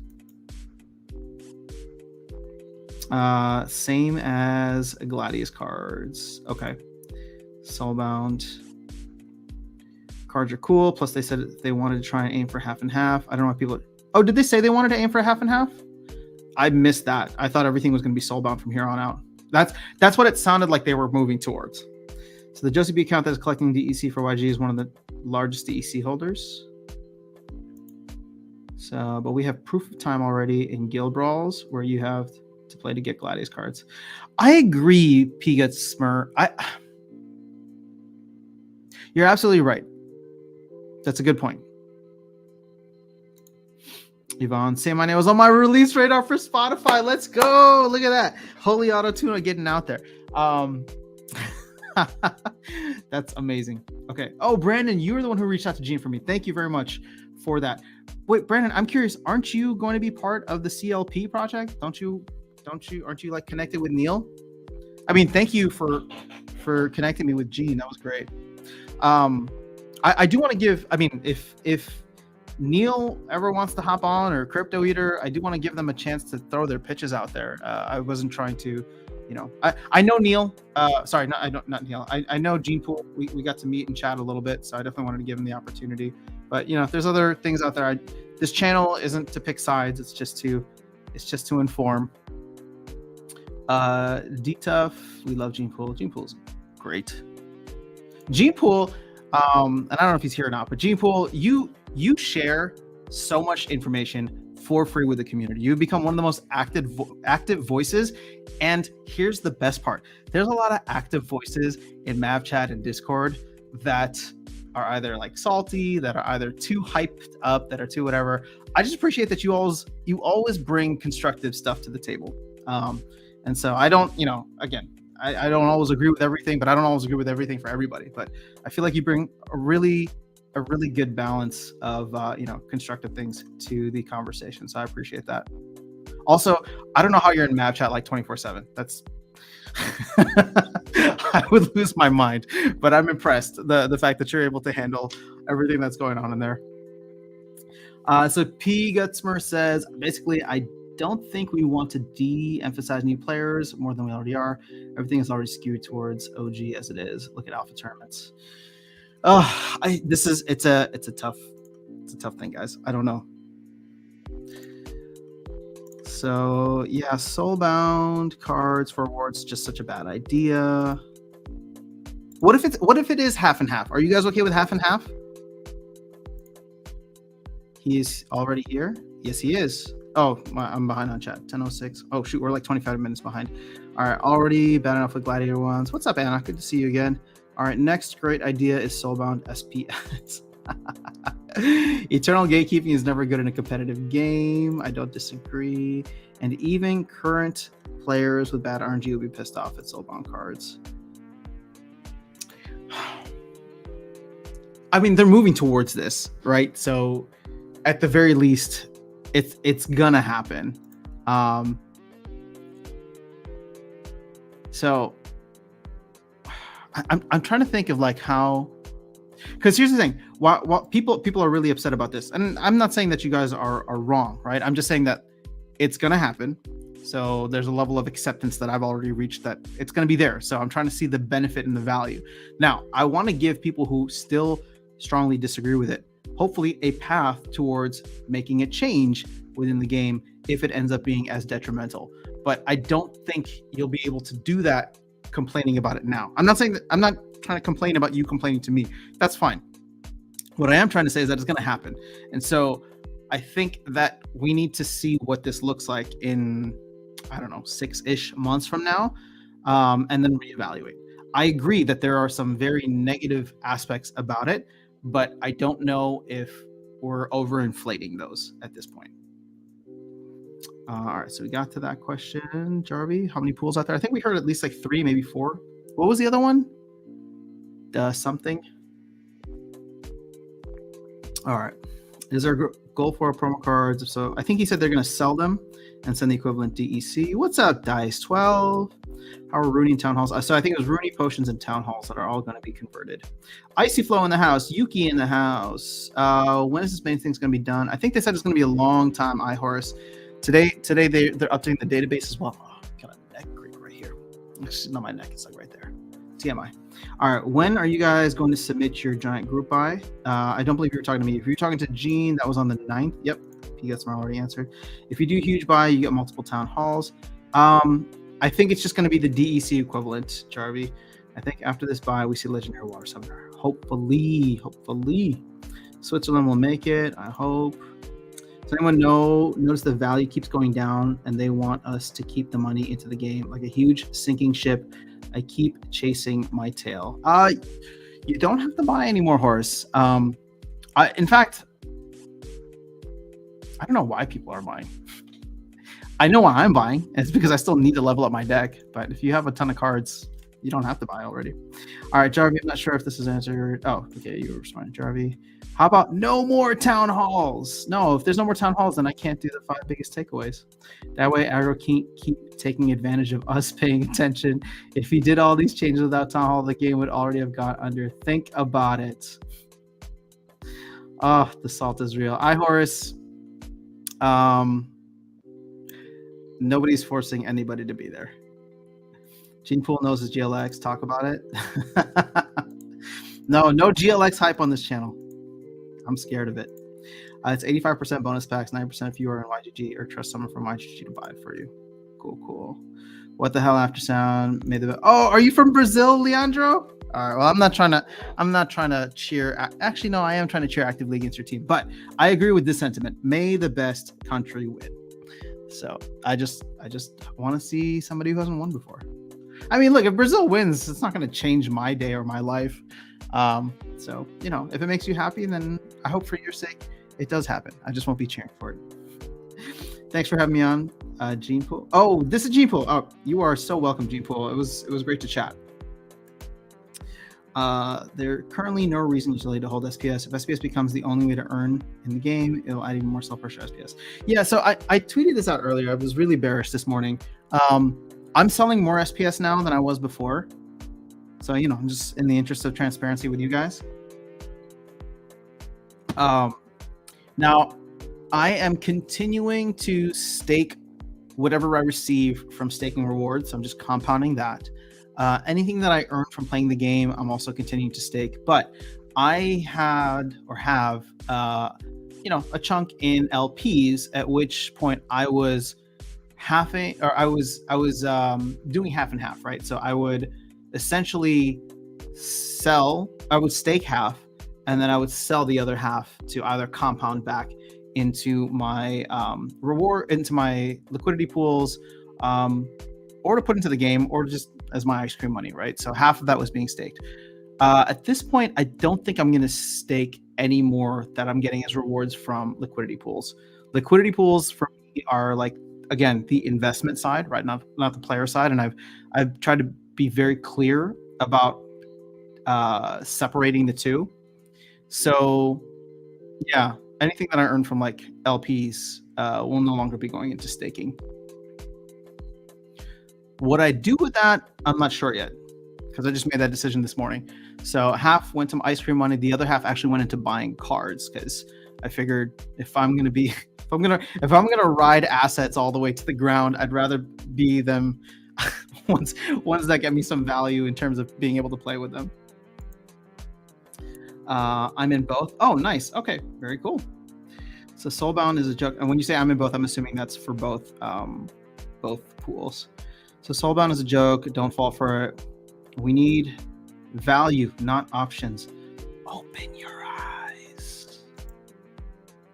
It's Daniel saying, "Yo, what's up, After Sound? Hope all is well." Hey, Daniel, it's good to have you here. Thanks for coming through. So I'm selling it all except Lux and moving to Peru to build a llama farm in the mountains and sell llama fur. You don't need any crypto for that, I don't think, but that sounds like a lot of fun. So P customers, it's the same conversation, Modern versus Wild. Yeah. So Anna says, not okay with half and half or even 1% Soulbound versus 99. Just makes 0 sense. Michael's saying the bulk pool deal looks good, but 400,000 is a stretch for my budget, especially given a 12/9 deadline. Okay, so I don't know if people actually answered here, but do folks want to get into this pool with Gene and YGG? If so, then you can send. I mean, we can reduce the minimum to like, what's 10 packs? 40,000. Is 40,000 reasonable? 40,000 and was it 10 vouchers? What do you say? 400,000 packs and 40 vouchers. Oh yeah, because the vouchers are just for the bonus. Okay, so it's just gonna be multiples of that. I'll follow up with Gene if I need to. So my thought process is if we can get 10 million, that'd be kind of cool. 10 million DEC on this channel. But again, it's not a requirement.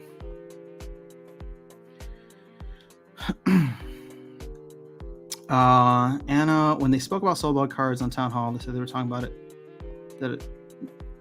thinking about it, not that it was set in stone. I feel like I came away with a different perspective. Maybe somebody else can clarify for Anna and myself. Bad communication from Spelllands once again if it's already set in stone. Yeah, it seemed like the next set of cards were going to be Soulbound. So now I can understand if you're voicing your concern about it, thinking that it wasn't set in stone. But I think we should try to get some clarification from the team. It's just maybe Matt will be on next week. So we will offer flexibility for large buyers. Amazing. How far behind am I in chat? Oh, only 5 minutes. So, and again, for us being timed, the game has been in maintenance mode for almost 2 hours. Come on, man. Some of us have jobs. They did give us a warning, though, iHorse, that the game was going to be down for a while today. So I'd rather no rewards cards than any Soulbound cards, to be honest. And as if this is really going to happen, I'm glad I started pulling funds from the game. Fair enough. You're not the only one. And I don't think there's anything wrong with that. Don't let anybody ever shame you for taking profits. So if you are over 8.33 million, you can choose what to do with the Rooney.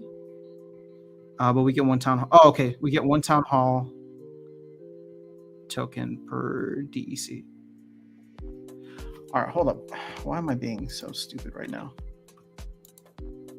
400,000 packs and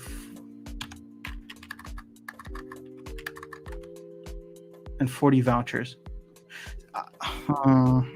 How do I do multiples of this, Gene? I don't know if you're still around, but it's like, what if I wanted to get 101 packs?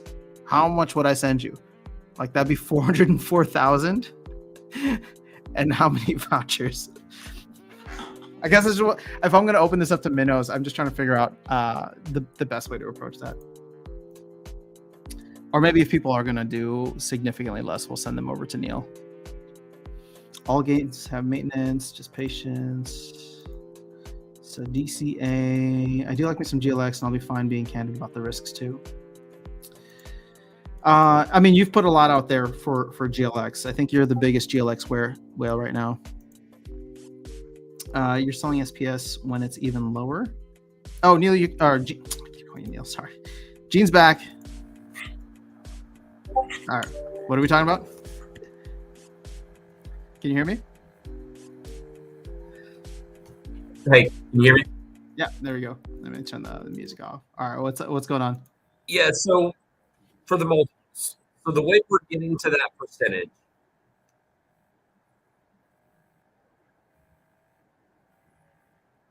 Still there? I can hear you. Okay, yeah, I was getting a weird echo, so I wasn't sure we were caught up. Oh, So I just turned the music off. Maybe that's was giving. okay, yeah. So the way we get to that percentage. Are you still getting an echo? Yeah, it's like way delayed, so that's okay. I'm gonna just turn sound off for a minute while I Okay, so it doesn't go ahead. distract. You talk, and then give me a thumbs up when you. But the way we're doing that with the multiples, right? So the 8.33 million DEC, the way you can calculate that is if you get, like, say you're at the diamond tier, and for Rooney, they're the same at champ tier. So if you get 100 million DEC, then you get 12 Rooney. And at 150 million DEC, you get 18 Rooney, which actually works out to be the same thing. If you just divide by the number of Rooney you get and the number of DEC you pay in, that's 8.33 million DEC per Rooney. Is kind of the way the multiples work on that. Mm-hmm. And then for the Guildhall tokens, you get 1 per 25 million DEC that you purchase. And the Guildhall tokens are being, like, when we convert them to packs, they're being converted at the face value in DEC. So it takes, I think, 2.7 million DEC to level a Guildhall from 0 to level 10. And so when we convert those to packs, they're giving us 2.7 million DEC worth of packs that we can then do to make that work. So that's how that works. But to answer your question about the multiples, at like 400,000 DEC and 40 vouchers, that scales up and down, as much as you need to. I wouldn't do fewer than 10 packs as a multiple, because then you have to do fractions of a voucher, and that just gets complicated in how that math is converted. So the minimum I can do then is just what, 40,000 DEC and 4 vouchers. Cool. Okay, that was it. That works. Well, thank you. I appreciate the clarification. Sorry, my math is bad this morning. All right. So yeah. All right. Let's see. All right. Where did we leave on? Thank you again to Genepool for coming on and offering some clarification. Where did I leave off? You're selling your SPS when it's lower. Yeah, well, I'm not selling my stack. Okay, so I want to be very clear. I'm not selling my stack, but I guess the true way to look at it, or the way that I'm looking at it, is I'm not stacking as much as I used to before. So, for example, like I have something like the Ethereum pool.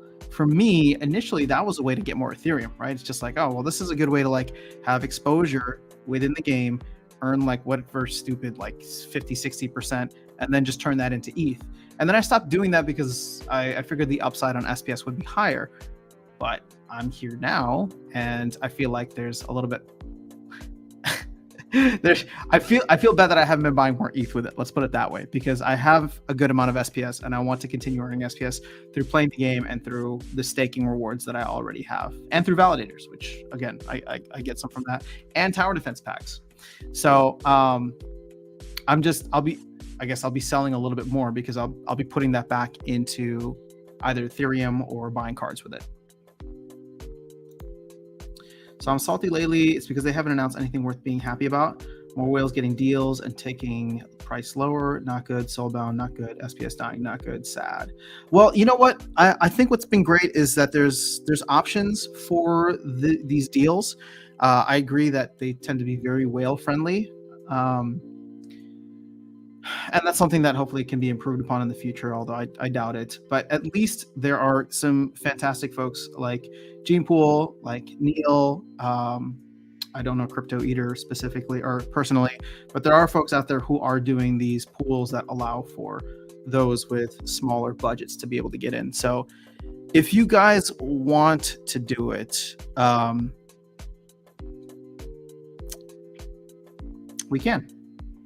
I'm just trying to think of like if I should actually put the pitch out now, if people are interested in it. I think the minimum buy would be, I think the minimum buy he said would be 10 packs of 40,000 and 4 vouchers. Yeah. Let me make a video first, see if I want to jump into this. Is anyone else super bothered? We are burning CL packs and the team still hasn't finished the legendary airdrop stats. A little bit. Here's what I would love to have. And again, I know the team is probably going to be super busy with a bunch of other things, but I believe that by the end of the year, it would probably be in the team, or specifically Matt's best interest, to have all of the airdrop stats done. Because I think what's really going to kill the vibe is if we hit a moment like we did with the validator sale, validator tranche 1 sellout, where all of a sudden things start to pick up maybe early January, and you see a lot of like big buyers coming in and cleaning house. Whether that's January, I mean, it could be February, but I'm just saying if it happens in January, for example, and we clean through all of the rest of the packs or enough to unlock the cards, and the cards aren't ready to go, like, and it's not even a Cryptomancer needs to put his finger on the button. It's wait, we're still designing the stats. The community is going to lose their mind. The community will lose their freaking mind. So, you know, I would hope that Matt is thinking through these stats very, very thoroughly now and has them ready by the end of the year. Because I still firmly believe that we're going to hit a point where it's going to feel just like the end of tranche 1, right? A lot of extra capital is going to look at that and say, oh, we're at 13 million packs, let me just get some now. Or 14 million packs, let me get some now. Maybe that could be offset by the fact that a bunch of people are going in on this sale, and maybe we do go all the way to March 31st. I don't know. That's potentially an option, but I personally don't think that's going to happen. I think it's going to be the other way around, where people are going to start to see the end, and even folks like myself, where it's just like, oh, holy crap, it looks like we're going to sell out today or tomorrow. How much DEC do I have? Let me just go and grab a couple more packs, right? So I still think that's going to happen, and I think that could happen as early as January. Although I'll be honest, I'm a little disappointed in the numbers that we're seeing from these big group buys. I thought they'd be higher. Nothing against the people who are organizing them. It's just to hear that, like YGG, which I thought was one of the better deals out there. I mean, they're only going to eat through 100,000 packs, 150,000 packs, maybe, right? I was hoping we'd see some of these go in the millions. Like I thought it would have been awesome if this sale had eaten up like a million or 1.5 million packs, but it doesn't seem like we're going to get anywhere in there, unless of course there's stuff that's just not publicly available, unless there's like either guilds or investment firms that are or you know, VCs or whatever that are coming in and like, yeah, we'll come in and take advantage of the deal. It's not open to the public, we're not talking about it anywhere, but we're just going to have a simple email and wire transfer to Aggie and Matt, and then all of a sudden they disappear, right? So, but I don't know. So, but Hughes, thank you for content after sound. Appreciate the channel. That's not salty. I appreciate you for being here, iHorse. You always keep it real. We like to have all opinions here, as long as they're, you know, hopefully somewhat constructive. Yes, that bothers me too. I felt like Soulbound cards are not set in stone yet, just something they are considering. Okay. Well, clearly there's multiple people who got that impression, Anna. So I might be wrong. I thought they were set in stone, but I might be wrong. Soulbound cards should go to a proposal. Not sure why that's not even talked about. It wasn't that long ago that we had a proposal weekly. Yeah, you kind of miss them now, right? I just got so used to like something complaining about something every week. I don't know. So agree, Tilly Tots, no reward cards, then no eternal gatekeeping for the future is needed. DJ Bagman, what's going on? Hello. So the only reason Gladiator cards sort of work now, people with bad RNG or new players still curse them, is because they are still all available. If that changes, it'll be idiotic, just like these Soulbound. Yeah, that's Gladiator cards are actually very different because there's no limit to them if you think about it. There's no print rate limit. Whereas I would assume with reward cards, they're going to have some kind of print rate limit. We'd love to share ideas on Soulbound card solutions. they could do and brainstorm why it could work well. I have no inside knowledge, but I like the idea. Jarvie, does that mean you want to hop in now? You're welcome to. Just let me know. I'll post the link in here if you want to come back on. So Aaron's saying, I'm honestly shocked that character airdrops aren't complete. They should be ironed out 100%. Well, hopefully they can get to that. A year ago? I don't know what you mean by that. Oh, yeah. So Soulbound cards work well in PvE game. Whoa, I just hit my microphone. Sorry about that. Oh. That could be interesting for this battle pass. But I guys, I don't think we're anywhere close to getting a battle pass. Just FYI. I think that's a cool idea that Weirdbeard has, but I don't even know if it's been like... Actually, I don't even know if it's been discussed by the team. It's probably in discussion, but if it passes discussion and then starts to get worked on, I'm sure we'd hear about it. All right, Jarvie, sure. If it's a subject you want to talk about for a moment for fun, yeah, sure. Dude, this channel is all just about talking about Splinterlands pretty much 90% of the time. All right, Jarvie, I'm just gonna post a link there if you want to hop in. Feel free to. Bull market, that sale wouldn't have been needed, and we would have seen that kind of type of buy. The trend is all 6-man summoners have an ability, not just some stats. With Lux, I don't need other stats. Summoners, go play Splinter Forge. Yeah, I should do that while the game is down. The real game, I don't think is up yet. I think we would have gotten someone else. Thanks, Aaron. You got some Forgium stacked? Oh, you're not asking me.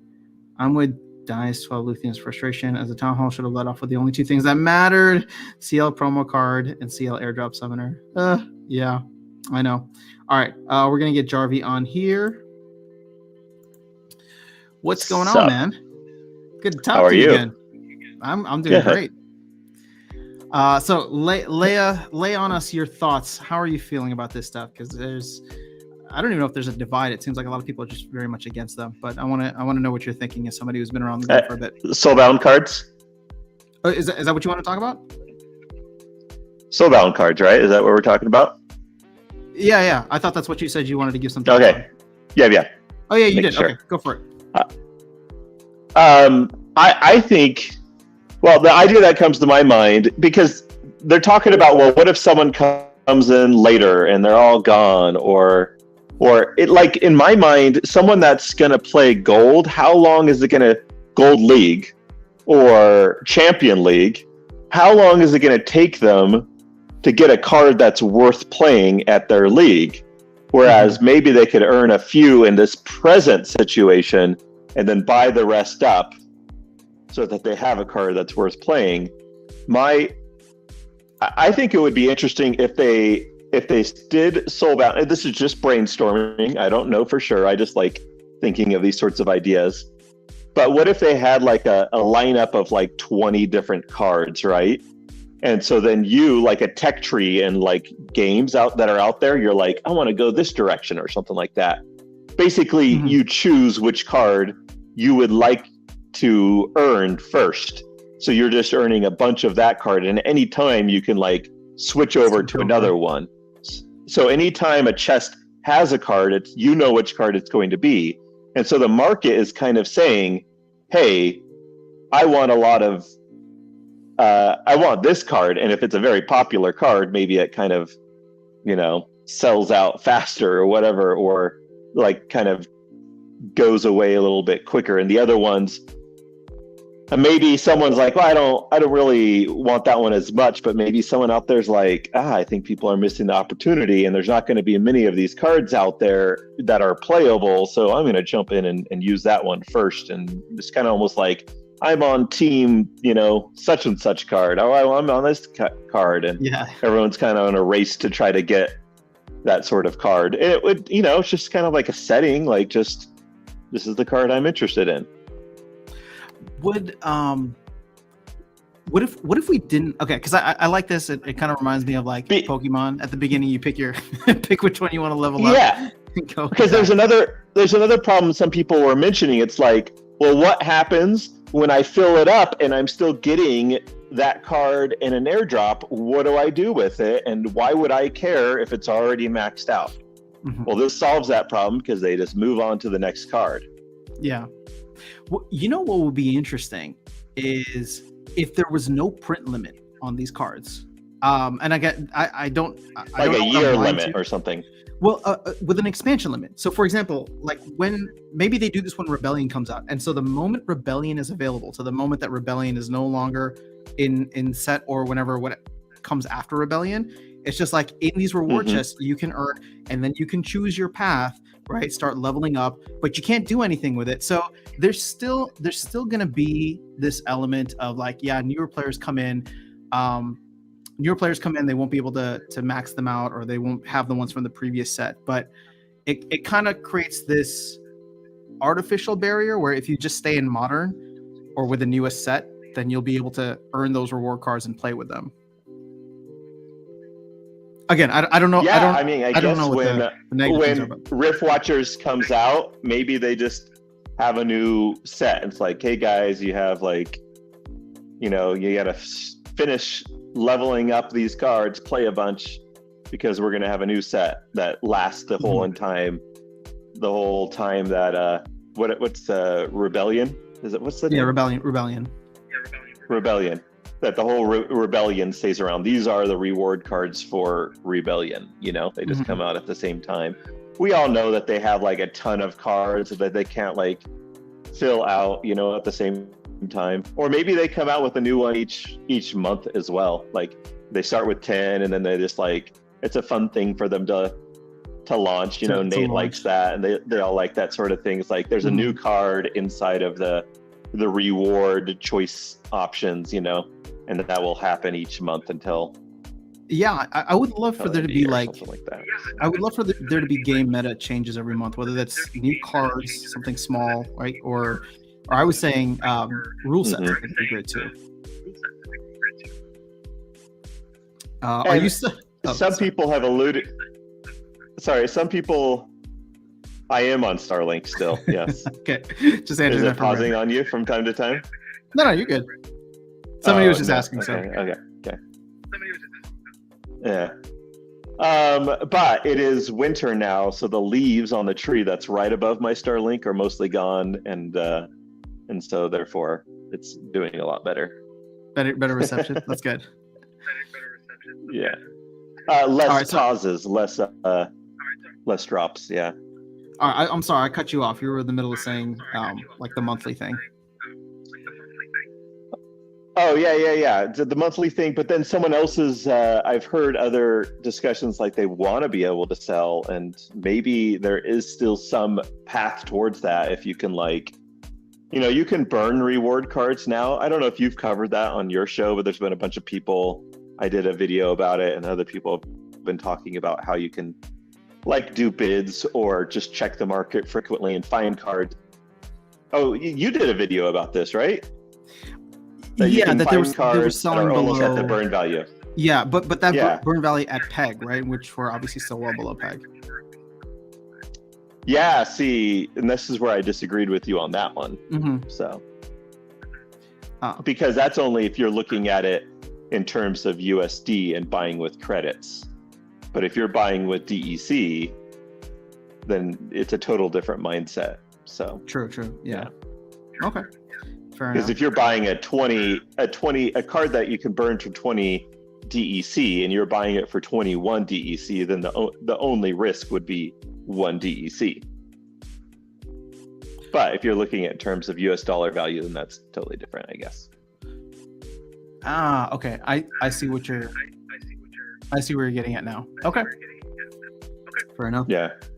Oh, okay. So the other thing people mention is they want to be able to buy from the market. They want to be able to sell, but they're soul bound. So I guess you could have something that maybe they could do. They could unlock, unsoul bound it for a certain price. You love the card, but you want to be able to, and people are desperate to level it up, and they don't want to have to play as much. They just play brawls. Like me, I only play brawls really, and when I rent the cards for the brawl, I jump in and play a few ranked battles. But so maybe there is some you burn it for 20 DEC, or you not burn it, you spend the 20 DEC just to unlock it, You Yeah. burn the 20 DEC well- just to unlock a card. And it's like, okay, people may not be interested at all, but maybe the option could be there, and maybe there's a card that's worth it to someone out there that they're willing to spend the like basically double. Well, and that's what I was talking about And maybe earlier. it's more. I think If it ends up being like a multiplier of whatever the burn value is, then sure, that's great. And then you could also have this artificial floor that's created for all rewards cards, so they don't lose their value unless DEC really does tank.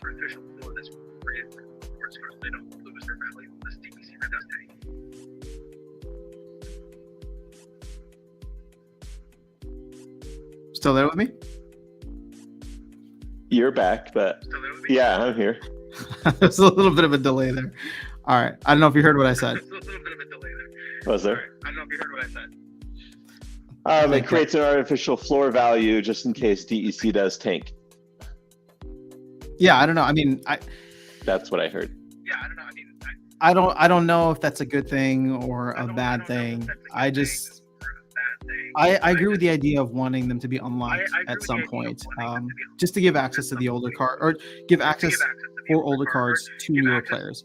Because like right now, I'm not gonna buy an Almo Cambio because I don't want to spend that money. But I'm sure many new players appreciate the ability to come in and buy Almo Cambio or Ruler of the Seas or something that was given out for free in the past. All right, so then why don't they do the little combination? Like you choose your cards, it lasts for the whole entire period of Rebellion. And they are soulbound. Everyone gets to earn them, and it's kind of like a, it kind of tells you, oh, you've got this awesome reward card. That means you've been playing a lot of ranked battles. But then at the end of the print, or the end of when they're no longer available, then people could spend money, burn DEC to unlock them and be able to put them in the market. Only then. That's a little combination of the two ideas, I guess. Yeah, I mean, I think there's several ways that they could go about it to appease everyone. Mm-hmm. It's, as long as they put some barriers in there so that it's not going to be exploited in mass the way that reward cards are exploited right now.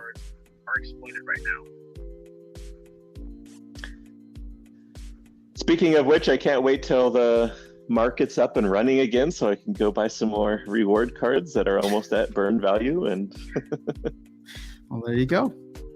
and try to figure out, do I want to keep doing that, or do I want to put DEC into one of these bulk buys? I don't know. I mean, do you have enough cards already? Yeah, I do. And I have a lot of packs that I've never opened. So whatever. Yeah. Cool, man. Well, any other thoughts on that?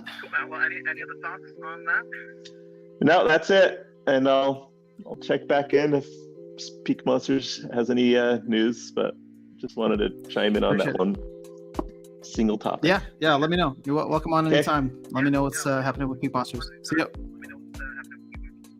All right, bye.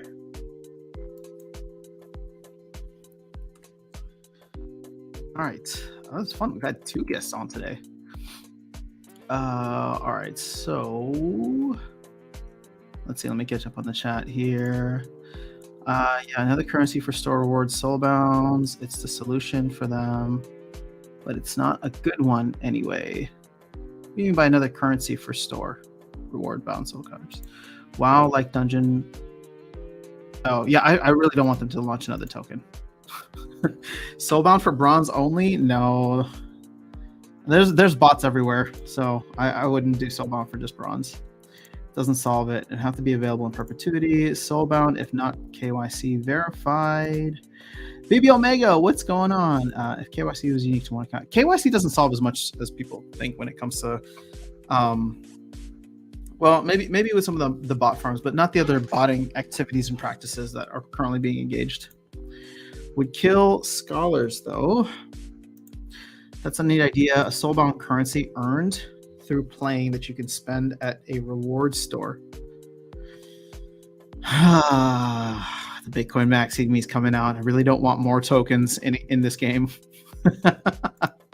Soulbound doesn't really work.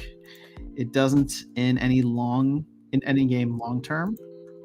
Just short term where past items become useless. So Dice is saying, or we get level 1 of each Soulbound card, and in chest we get a resource that can be used to level up the cards like XP. All right. So that's where it works. Yeah, that video made no sense. Are you talking about the rewards cards one? Need to do better math. My math was relatively sound, but it's because I'm not looking at things in terms of DEC. In fact, I never look at things in terms of DEC. I'm always looking at things in terms of USD. So when I buy cards, for example, I know that there's like a DEC price and people play that arbitrage, but my capital is usually coming from earnings within the game, which are paid on SPS, or earnings within other kinds of currencies, which are then converted to DEC at whatever the market rate of DEC is at. But the market in Splinterlands still operates at a USD level. Actually, so this is interesting. With Peak Monsters, you can sell for DEC, but on the Splinterlands market, you cannot choose to sell for DEC. So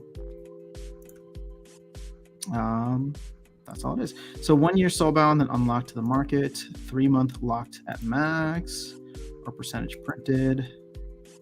Tilly Tots saying, as long as Soulbound card can't be earned by a new player, it creates an instant barrier that can't be overcome. Yeah, look, I don't disagree with you guys on this. I would like for cards not to be Soulbound forever.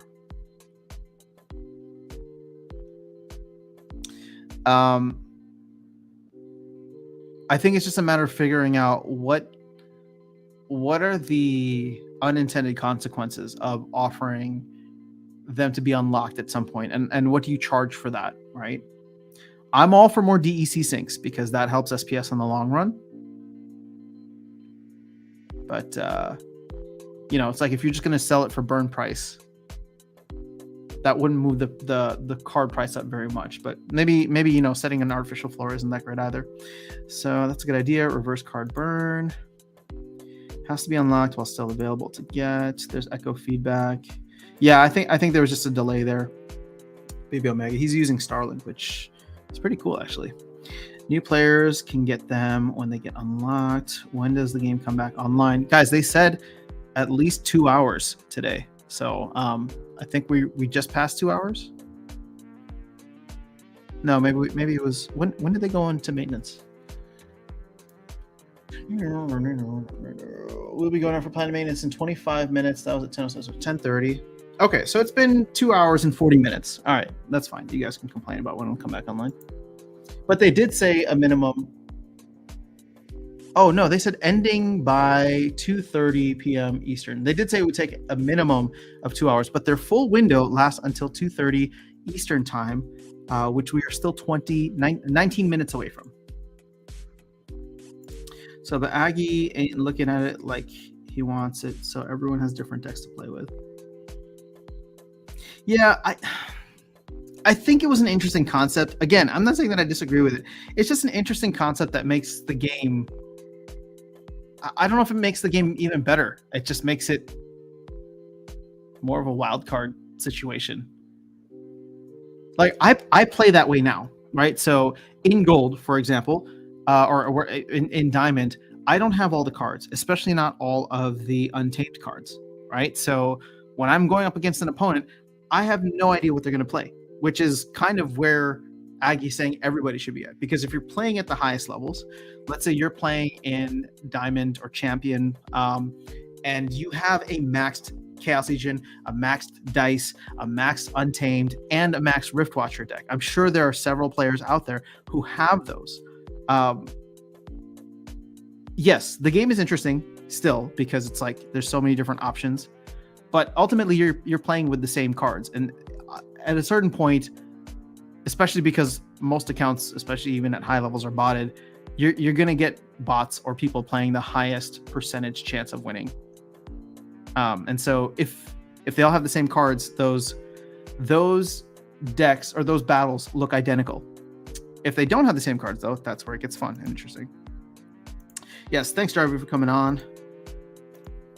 When DEC bond, I don't know. It sounds like it's still being considered, not even developed. So I love how you're actually becoming a community town hall with multiple people jumping in. Yeah, that's what this whole thing is supposed to be. I just like chatting about it. So, people are welcome to come in and share their thoughts. Crypto's still broken. We should be measuring in Satoshis. Spikecoon, are you a fellow Bitcoin maxi? Should definitely be measuring in Satoshis. Then your DEC could be lower or higher by a lot depending on the Hive price. You can bid with DEC. Can't you also sell in DEC? No, maybe that is bid. You're right. I thought that I could choose to sell for a certain amount of DEC.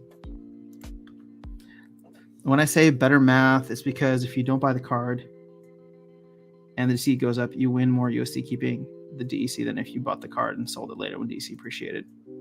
No, you're right, Anna, about that. Again, I don't play that arbitrage, but I know a lot of people who do, and it's smart to do. So some of my cards may as well play MTG Arena. Hey, do you think market bots are a problem? No, I don't.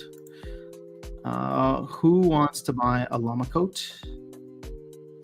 Oh yeah, you're gonna move to Peru, right? A voucher a day makes rewards not so long. I thought you were gonna say a voucher a day keeps the doctor away. A voucher a day to make rewards. Wait, what do you mean? A voucher a day? So you pay in perpetuity to unlock it? 2 birds with 1 token, literally. I feel market bots drive prices down a lot. I mean, I don't doubt that there's market manipulation happening here, but you have to understand that there are market bots and market manipulation in every major market in the world. So I don't think that Splinterlands should try to regulate that on their own, especially if we're trying to be in an unregulated DeFi crypto space. Here's the thing, Danielle. If you want the card, you're going to have to pay whatever the market's determining for it. All right, so what if 200,000 players used a voucher to earn non-soulbound rewards cards? The voucher price will hit $3. Yeah, I don't think they care about voucher price. Vouchers, as Foyer says, vouchers are just coupons. So makes it less fun and alienates players. I think that's definitely a risk. If you want variety, go wild mode. Don't need soulbound gatekeeping. Nate just dropped new Salty Bear art. Yeah, I saw his comment yesterday about how people thought it looked like a rat. And in fact, I think it was Aggie that said it looked like a rat. But what a great turnaround time for the art team. Shout out to Splinterlands Creative. All right, where's Map Chat? You are a salty bear. I am a salt. Oh, wait. By populated Archimedes the Bear has been tweaked to be more bearish, and even though a bag of salt will not be portrayed on the actual art, the art team decided to give this Discord community a special salt skin to celebrate all the grumpy pants. So this is just a polar bear, right? Let's see if I can open link. Oh wait, no.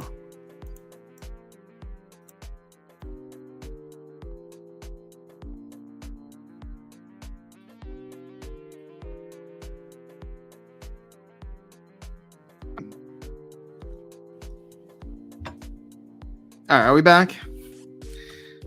Tried opening in a different browser and it screwed me over. Let's see. There you go. There's some salty bear for you. Archimedes the Salty Bear. Looks pretty sweet. Shout out to Creative.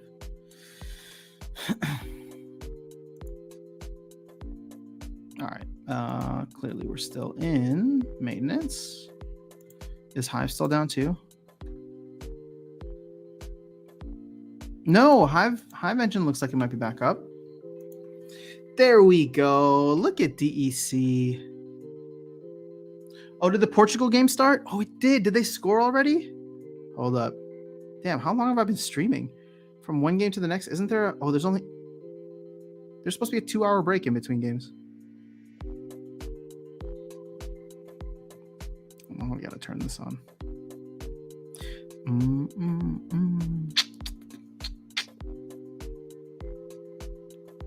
Damn, Portugal did score.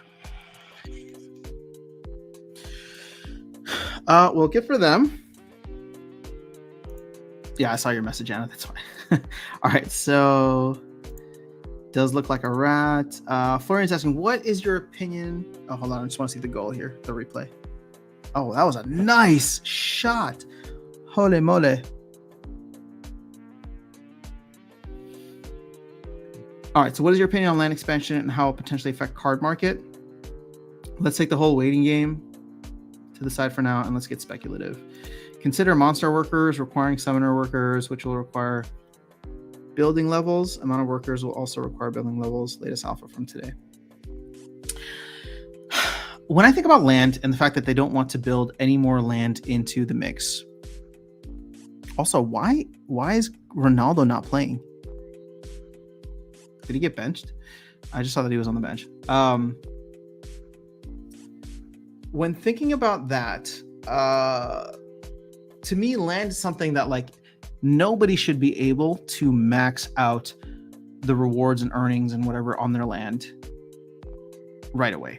Right? I think that's going to be like that should be a multi-year thing, similar to like a guild, where there's going to be a certain part of it is you can pay, right? So DEC burning, but a different part of it will be similar to crowns and guilds. And so when people say like, oh, there's not enough land or there's not enough monsters, whatever, to like work my land,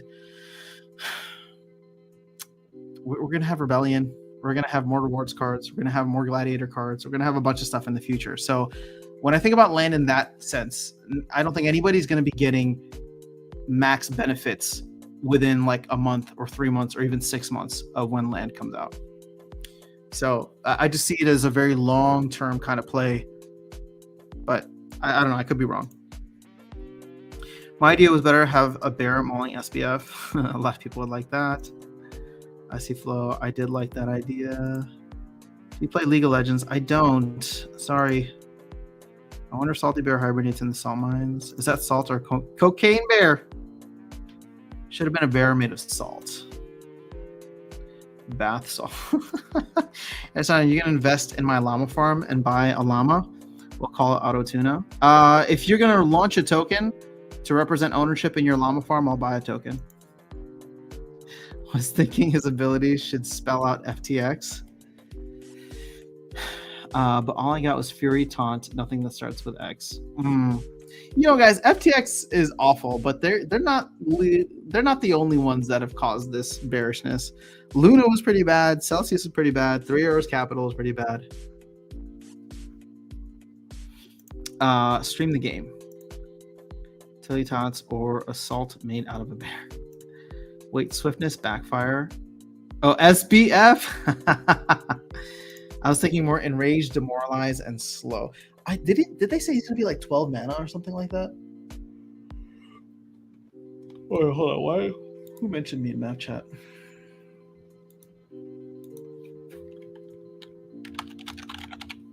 People talking about me, talking smack. Aaron, is that you?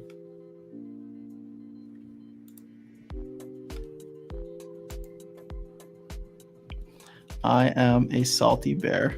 Nice. All right. I'm feeling a little weird. I think I need to go for a run or something. So I think I'm going to end the stream here. We do need to do a giveaway. There's only 34 people here. Let's do it.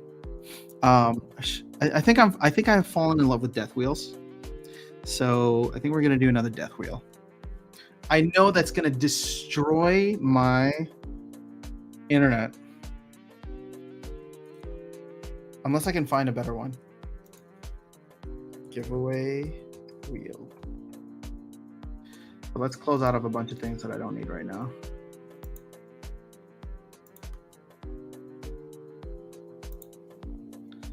Should we try picker wheel? I've never put this one in before. Inputs here. Oh, do I have to do one at a time?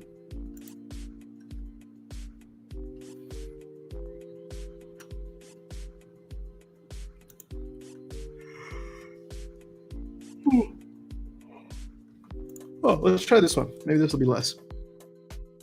I'm getting sleepy, guys. I don't know what this is. I need more coffee. Death Wheels are the best. Sana all what? Death Wheel, let's go. Yes, sir. Okay, so today's Andrew's here. What's going on, Andrew? Today's giveaway is brought to you by the one, the only Darkest Night.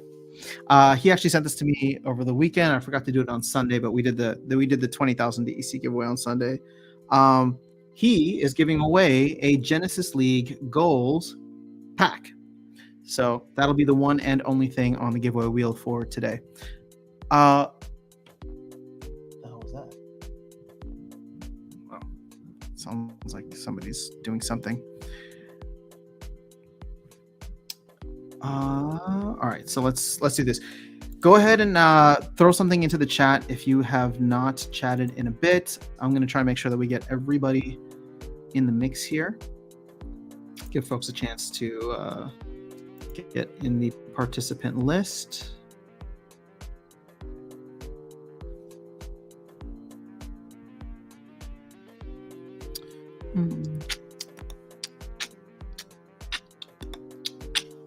All right, so I'll give you guys a minute. I'm just gonna see what's happening with Portugal and Switzerland.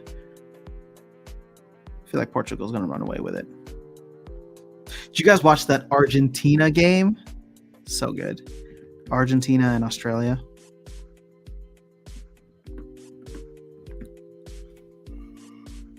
Oh, all right. Why am I yawning? All right.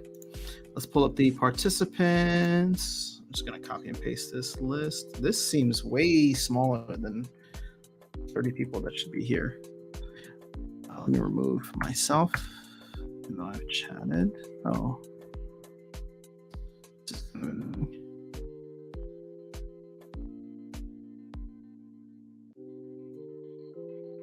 Okay.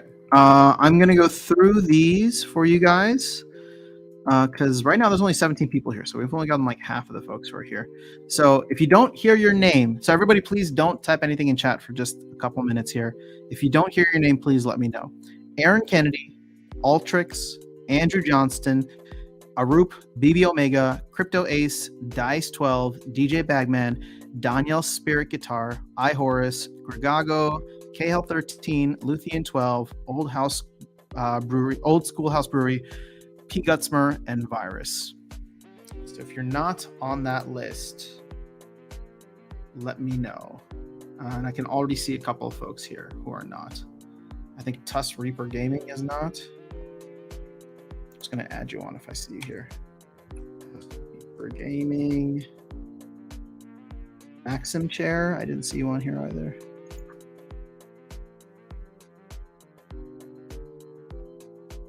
Piranha is not there.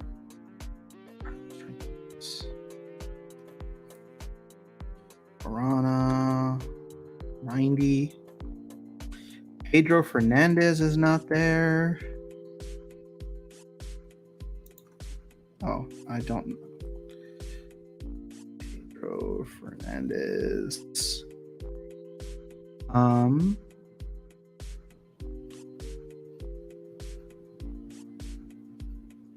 Sith G. There's another one.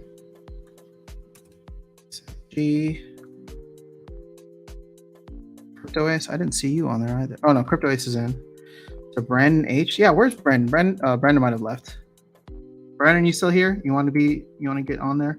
Yeah, Tusk Reaper Gaming, I got you. I heard my name be called. Actually, your name was not called, Alex. But I'm gonna add you in because I'm a nice guy. Even though you were commenting unnecessarily. All right, Cal something. Kale Harkington. Heart to Canaan. All right, Florian, we're doing giveaway. I'm adding people because for some reason I'm gonna have to find a better way to make this Florian one up. Just don't want everybody to feel left out. Oh, Brandon is here. We're gonna add Brandon up back on. Brandon H. I don't know what the raffle is for, but we're not doing IGNs just yet. So Kolsker, did somebody post that we're doing a giveaway? Look at all these people coming out of the woodwork. You're only hurting your own chances. Unless everybody's bringing in their YouTube alt accounts now. Okay, we have 27 people. That's good enough for me. All right, so this is a giveaway from Darkest Night. It is a GLG pack. And for those who are not familiar, GLG is the game under Genesis League Sports, which Pack Staking is actually planning to go live tomorrow. So I've never used this software before, but let's hope that it doesn't give me the same issues as the other one. Best of luck to everybody. We're going to find who the 26 losers are. Oh, cool. How's my internet doing? Let's see. Internet seems to be okay. There's even a little beep, beep, beep. All right, sorry, Gergago, you are the first loser. How do I remove you? Wait. Oh, hold on. And Luthien is the next loser, but hold up. This doesn't remove people? Oh, this is so annoying. Okay, I think we're gonna have to go back to the other one.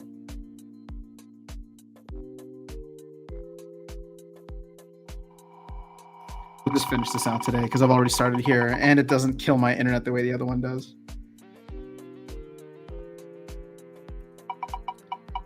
The only way to get GLG packs right now is to buy them or somebody can send them to you. Kolsker, sorry, you are out. This is really annoying. Oh wait, I wonder if there's maybe a setting somewhere. Okay, we'll check it on the next one to remove winners. Boop, boop. Old House School Brewery. I'm so sorry. Today is not your day. All right. Are there options? Remove winners. Okay. Amazing. It should say remove losers. Oh. And Aaron Kennedy. Sorry. Not your day. My internet seems to be holding up well with this. Actually, not my internet. I guess it's my processing speed and power. Oh, that looked like an almost goal from Switzerland. That would have been impressive. Andrew Johnson. So sorry, man. Shout out to Praetorian Pandas.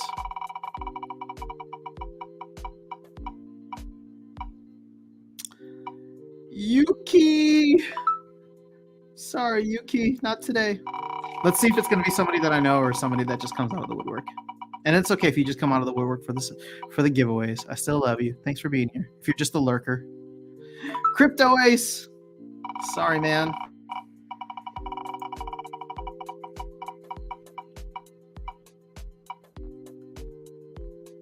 Oh, that was so close. Sorry, Horace. Not today. See how many. Gotta be under 20 now, right? Ooh. Tusk Reaper Gaming. Sorry. Actually, it should be more ruthless. You are the weakest link. Roop. You are the weakest link. Where's this GLG pack? It's in my account, right? Genesis League goals. Pedro Fernandez. Get out of here. I'm just kidding. Sorry. Doesn't feel right making fun of you guys. View collection. There it is. Okay. I can transfer the packs now. Dice 12. No.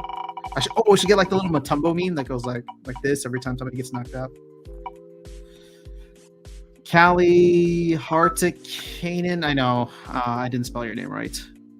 But I guess it doesn't matter. I'll do my evil laugh. DJ Bagman. Mwahahaha.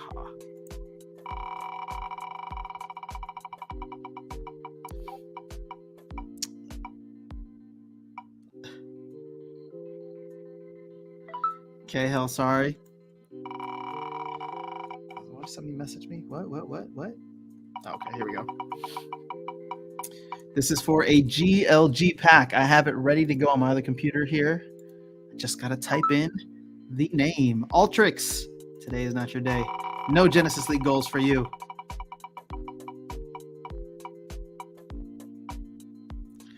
Ooh. Oh, Florian, you stayed in the mix. Sorry, Danielle. Sorry. That was close. I thought Florian was going to get the boot. But Florian survives another day. BB Omega. Sorry, man.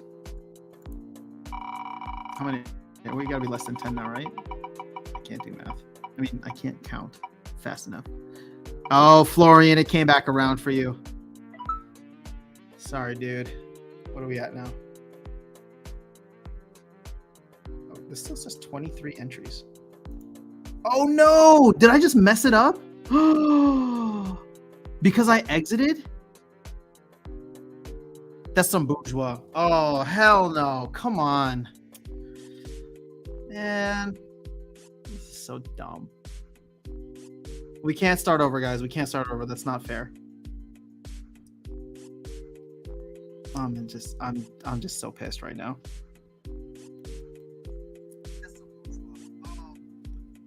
Oh no! All right. This is so upsetting to me. You have no idea. All right. I'm watching the replay of my own stream. Wait. Hold up. Start again. I missed all that. No, sorry guys. The llamas are crying. What about the rewind arrow? I don't know. That might just start us from the beginning. Okay. So let's see. Is Aaron Kennedy here? No, we knocked out Aaron Kennedy. Ultrix, we knocked out too. Gosh, this is taking way too long. All right. Alex Toro is there. Andrew Johnston is gone. Arup, I think, is gone. Yep. BB Omega is gone. Brandon H is there. Florian or Crypto Ace. Oh, wait, this is already. Okay, hold on. This is already in.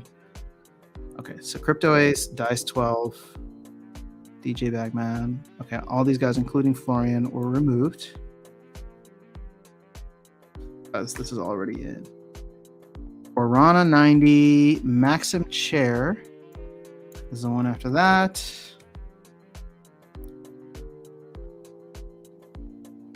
P. Gutsmer. Pedro Fernandez was out. We got Sith G. And Virus is still in it. Let's go, Virus. And Yuki's out. All right. Back to it. Sorry about that, guys. Ruben Gutierrez in the house. What's going on? Oh, thank you, Virus, for posting that. All right, we're not going to leave this screen until everything is done. Thanks, guys, for sticking around with me. All right, sorry, Brandon. Not your day. Thanks for helping me out, Virus. Now I hope you win. You put the names back on the board. Game still in maintenance, no hurry. Oh, wait, they've taken longer than the 3 hours. That is not, hopefully that's not a bad sign. All right, P. Gutsmer. Sorry, not your day today. How many we got? 6? 5? 1, 2, 3, 4, 5. Yeah. Guarada. It's you. Just kidding, it's not. Guess I'm fleeing from all my tournaments today. Oh. Yeah, I forgot about tournaments. Sith G. Sith G is a new username. Haven't seen them around. But welcome. All right. 1/3 chance of winning. Oh, and we're going to have a final showdown between Alex Toro and Virus. All right. Remember, it is not where the arrow lands. It is where the arrow does not land that is the winner. All right, here we go, here we go, here we go, here we go, here we go.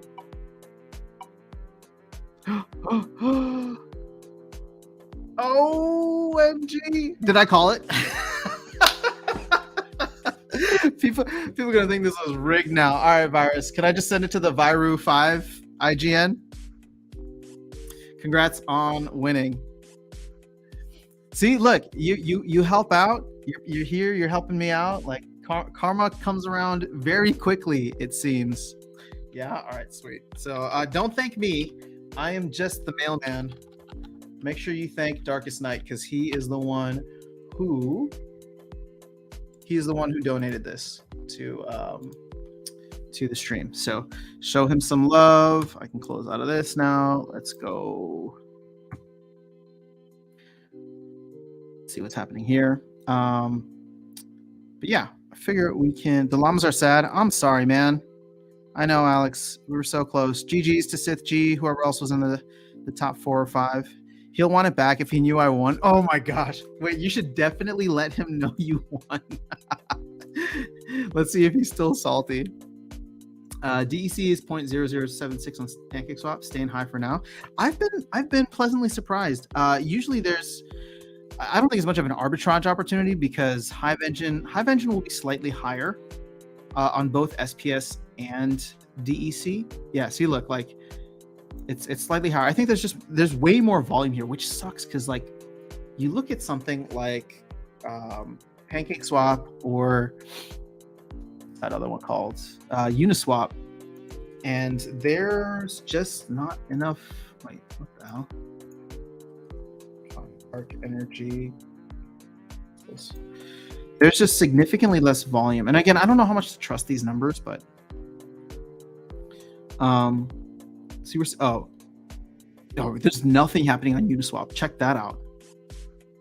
This is like $4,000 overnight. So $37,000 in overall volume on PancakeSwap versus actually PancakeSwap is higher in terms of overall volume. That's interesting. Would you like it louder or softer? I don't want anything from you, Siri. Stop sneaking in on my conversations. That was so creepy. Would you like it louder or would you like it softer? Oh, Siri. Wait until later, right? Come on. Not on stream. Not on stream. What else was I going to look at? 24-hour volume. I wanted to look at SPS too.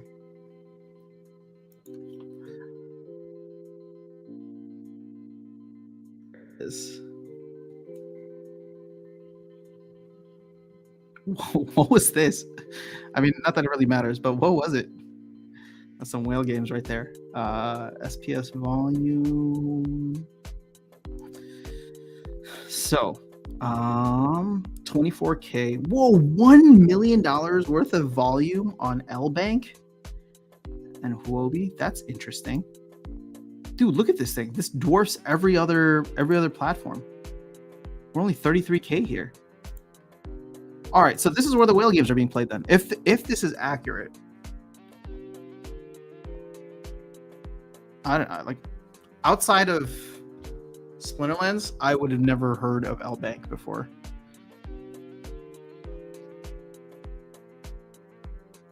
Maybe this is where they're keeping those cell walls. Time to back the trucks up. I think there's still time. I think I'm still bearish on 2023. I think there'll be better opportunities then. So, I'm not saying that I'm right. I'm just trying to hedge my bets a little bit.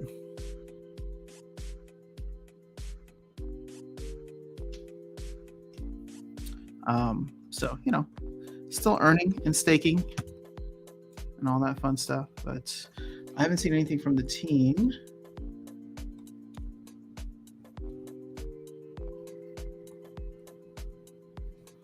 So it looks like, man, this was truly a maintenance hype. When I got on, it was maintenance. When I left, it was maintenance. And how long have we been streaming? It's been, oh my God, 2 hours and 40 minutes. All right, guys, I'm gonna hop off.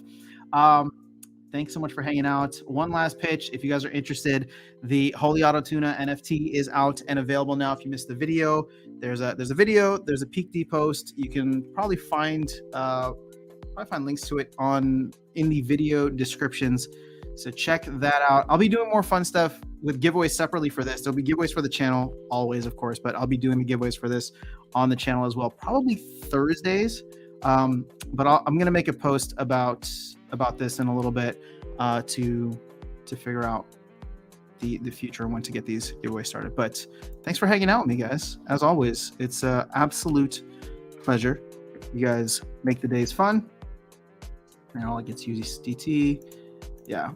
Thanks, everyone. Love the auto tune song. Yeah, there's gonna be more of that. I've already been having some fun conversations and different and new ideas on what to do with Holy Auto Tuna. But Say My Name was just the first of hopefully, many projects under that. And if you want to get involved and be a part of it, that's what the Holy Auto Tuna NFT project is all about. But have an amazing day, guys. It's Tuesday, which is generally the most depressing day of the week. Surprisingly, it's not Mondays, but it's Tuesday when reality kicks in. Monday, they say you're still going off of that like weekend high sometimes, but Tuesday is like you show up and you're like, oh, we still have so many days to go until Friday. So I wish you the best making it through your Tuesdays. I hope when I talk to you on Thursday, hopefully, we will be in a good position to get into the weekend. So last thing, I know this is the longest outro ever, but if people are interested in getting in on the YGG sale and want to do something with me specifically, I will be posting a video for that probably later today. That's all I have for you guys. So if you're interested, let me know. We're going to use the Aftersound YT account. So what I'll probably do is have people send assets there, and then we'll figure out distribution and all that. But I want to get some. I don't want to buy 100 packs. So I just want to buy a couple and be a part of it. And if other people feel the same way, then we can get a small group together. All right. See you. Peace.